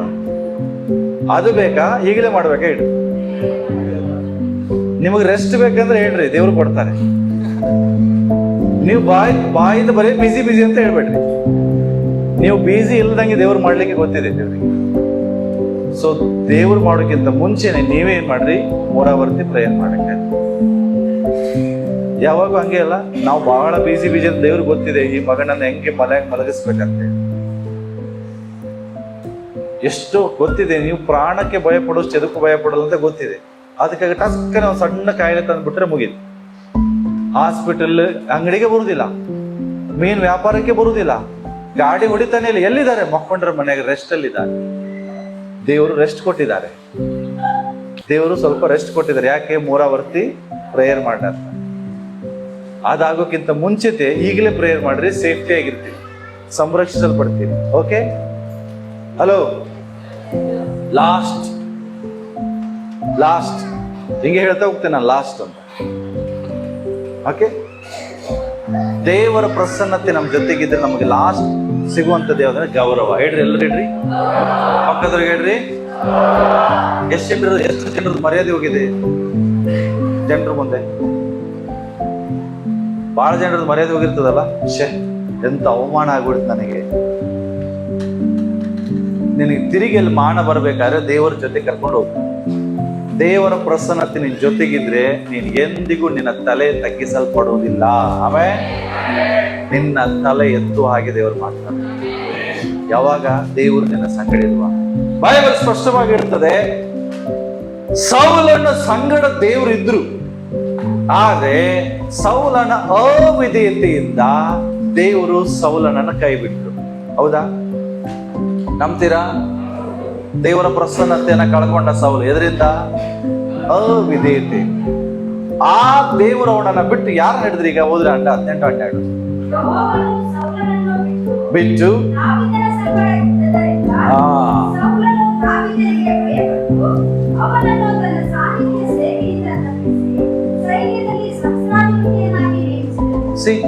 ಯಾರಿಗೆ ಗೌರವ ಬಂತು?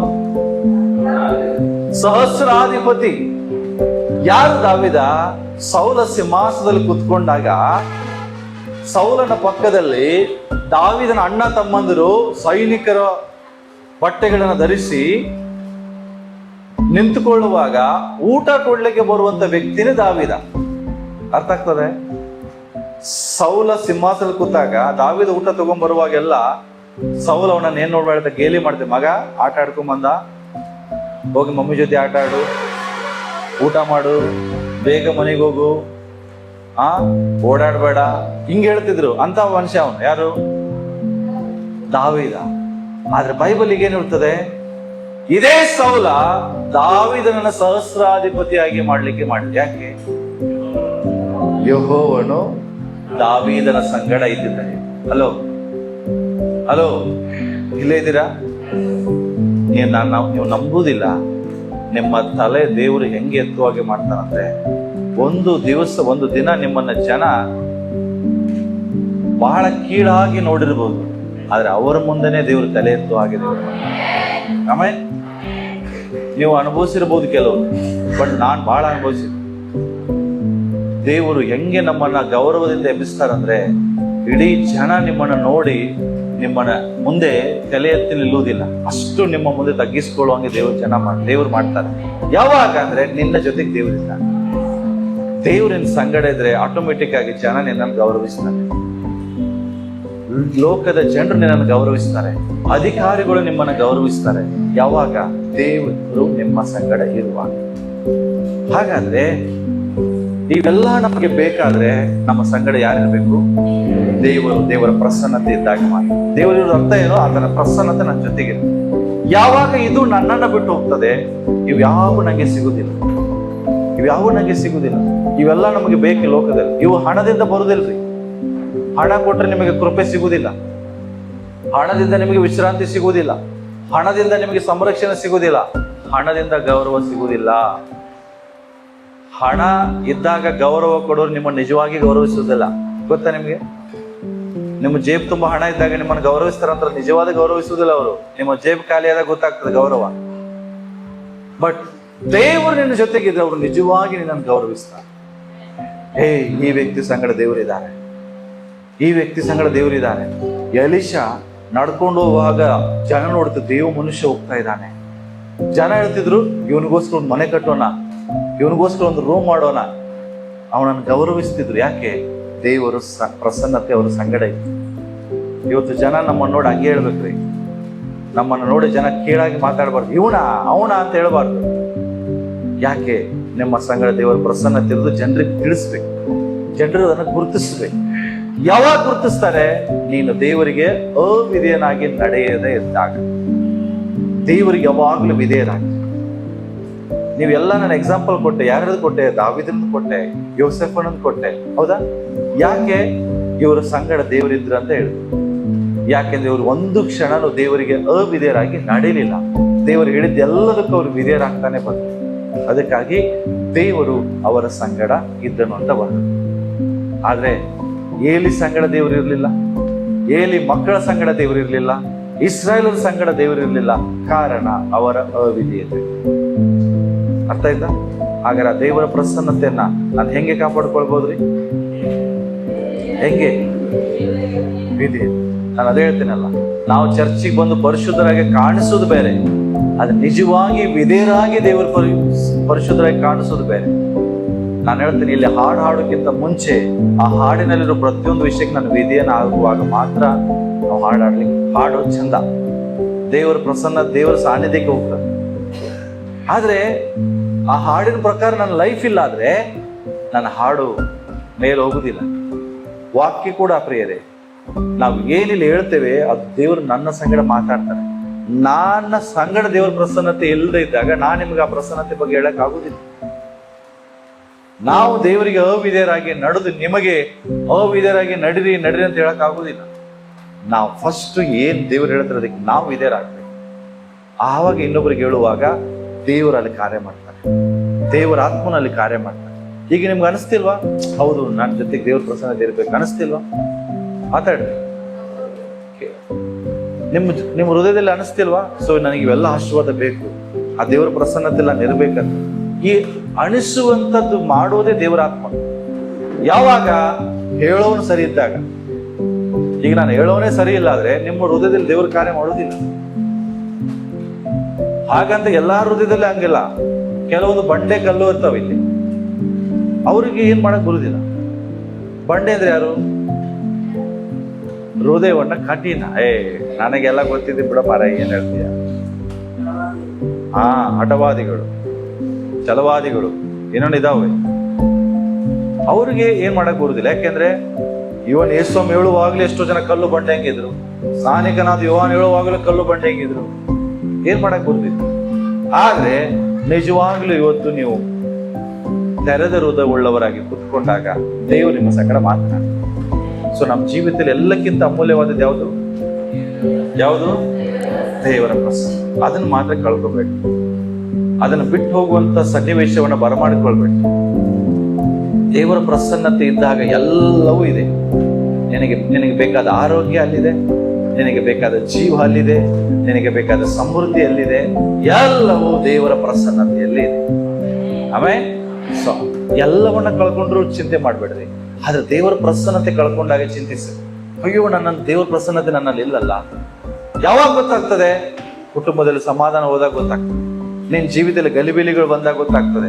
ಎಲ್ಲಕ್ಕಿಂತ ಹೆಚ್ಚಾಗಿ ಭಯದಲ್ಲಿ ಯಾರು ಜೀವಿಸ್ತಾರಲ್ಲ, ಇನ್ನೊಂದು ಪಾಯಿಂಟ್ ಹೇಳ್ಬೇಕಿತ್ತು, ಏನ್ 2-3 ಟೈಮ್ ಇಲ್ಲ. ಭಯ ಇರುವುದಿಲ್ಲ ಮನುಷ್ಯನಿಗೆ. ಯೇಸುಸ್ವಾಮಿ ಹೇಳ್ತಾರೆ, ನನಗೆ ಯಾವ ಭಯ ಇರುವುದಿಲ್ಲ. ಯಾಕೆ? ನನ್ನನ್ನು ಕಳಿಸಿಕೊಟ್ಟ ಆತನು ಯಾವಾಗ ನನ್ನ ಸಂಗಡ ಇದ್ದಾನೆ. ಹೌದಾ? ಯೇಸುಸ್ವಾಮಿ ಹೇಳುದು ಒಂದೇ, ನನ್ನನ್ನು ಕಳಿಸಿದ ಆತನು ಯಾವಾಗ ನನ್ನ ಸಂಗಡ ಇದ್ದಾನೆ. ಯಾಕೆಂದ್ರೆ ನಾನು ಆತನ ಚಿತ್ತವನ್ನ ಮಾಡುವುದಕ್ಕಾಗಿ ಬಂದಿದ್ದೆ, ಆತನ ಆಜ್ಞೆಗಳನ್ನು ಅನುಸರಿಸೋದಕ್ಕಾಗಿ ಬಂದಿದ್ರಿಂದ ನನ್ನ ಕೈಯನ್ನು ಬಿಟ್ಟಿದ್ದೆ. ಸೊ ನೀವು ಭಯದಲ್ಲಿದ್ರಿ, ಅರ್ಥ ಮಾಡ್ಕೊಂಡ್ರೆ ನಿನ್ ಜೊತೆಗೆ ದೇವರ ಪ್ರಸನ್ನತೆ ಇಲ್ಲ. ಸ್ಮಶಾನಕ್ಕೆ ಹೋಗಿ ಮಲಗಲಿಕ್ಕೆ ರೆಡಿ ಇದ್ರೆ ಯಾರಾದ್ರು? ಸ್ಮಶಾನದಲ್ಲಿ ಹಾಸಿಗೆ ಹಾಸ್ಕೊಟ್ರಪ್ಪ, ಅಲ್ಲಿ ಕೂಡ ನಿರ್ಭಯವಾಗಿ ಗೊರಕೆ ಹೊಡಿತಾ ಮಲಗ್ಬೇಕು. ಕೀರ್ತನೆ 4ನೇ ಅಧ್ಯಾಯದಲ್ಲಿ ಬರ್ತದಲ್ಲ, ಏನು? ನಾನು ನಿರ್ಭಯವಾಗಿರುವುದರಿಂದ ಮಲಗಿಕೊಂಡ ಕೂಡಲೇ ನಿದ್ರೆ ಮಾಡ. ಅರ್ಥ ಆಗ್ತದೆ? ನಿಮ್ಮನ್ನ ಸ್ಮಶಾನದಲ್ಲಿ ಮಲಗಿಸಿದ್ರು ನೀವು ಮಲಗ್ಬೇಕು. ಯಾವಾಗ? ನಿನ್ ಜೊತೆಗೆ ದೇವ್ರಿದಾನಂತ ನಂಬಿಕೆ ಬಂದಾಗ. ನೀನು ಸ್ಮಶಾನ ನೋಡಿದ ತಕ್ಷಣ ನಿನಗಿಲ್ಲಿ ಟಕ ಟಕ ಟಕ ಚಾಲು ಆಗ್ತದೆ. ಹೌದಾ? ಹೆಂಗ್ ಮಲಗ್ತೀವಿ? ಸೊ ಭಯ ಮನುಷ್ಯನಿಗೆ ಇರಬಾರ್ದು. ಯಾವಾಗ ದೇವರ ಜೊತೆಗಿದ್ದಾಗ ಭಯ ಬರುತ್ತೆ. ಅರ್ಥ ಆಯ್ತಾ? ಹಲೋ, ಇಲ್ಲೇ ಇದ್ದೀರಿ? ನಿಮ್ ಲೈಫಲ್ಲಿ ಯಾರು ಇಂಪಾರ್ಟೆಂಟ್ ನಿಮ್ಗೆ? ಇಲ್ರಿ, ನಮ್ಮ ಗಂಡ ಇಂಪಾರ್ಟೆಂಟ್, ಹೆಂಡತಿ ಇಂಪಾರ್ಟೆಂಟ್, ಕೆಲಸ ಇಂಪಾರ್ಟೆಂಟ್, ಹಣ ಇಂಪಾರ್ಟೆಂಟ್, ಆಸ್ತಿ ಇಂಪಾರ್ಟೆಂಟ್. ಇವೆಲ್ಲಕ್ಕಿಂತ ಇಂಪಾರ್ಟೆಂಟು ದೇವರ ಸಾನ್ನಿಧ್ಯ. ಮೋಶ ಹೇಳಿದ್ ಒಂದೇ, ದೇವರೇ ನಿನ್ನ ಪ್ರಸನ್ನತೆ ಬರದೇ ಹೋದ್ರೆ ನಮ್ಮನ್ನು ಕಳಿಸಿಕೊಡ್ಬೇಕು. ನಿನ್ನ ಪ್ರಸನ್ನತೆ ನಮಗೆ ಬೇಕು, ಅದು ಬಂದಾಗ ನಾವು ಮುಂದೆ ಹೋಗ್ಬೇಕು. ಅವ್ರಿಗೆ ಗೊತ್ತಿತ್ತು ಅದ್ರಲ್ಲಿ ಇರುವ value. Okay, so every day prayer ಮಾಡುವಾಗ ಆ ಪ್ರಸನ್ನತೆ ಬಿಟ್ಟು ಹೋಗದಂಗೆ ಪ್ರೇಯರ್ ಮಾಡಿ. ಓಕೆ, ಎದ್ದು ನಿಂತ್ಕೊಂಡು ನಾವು ಪ್ರಾರ್ಥನೆ ಮಾಡೋಣ.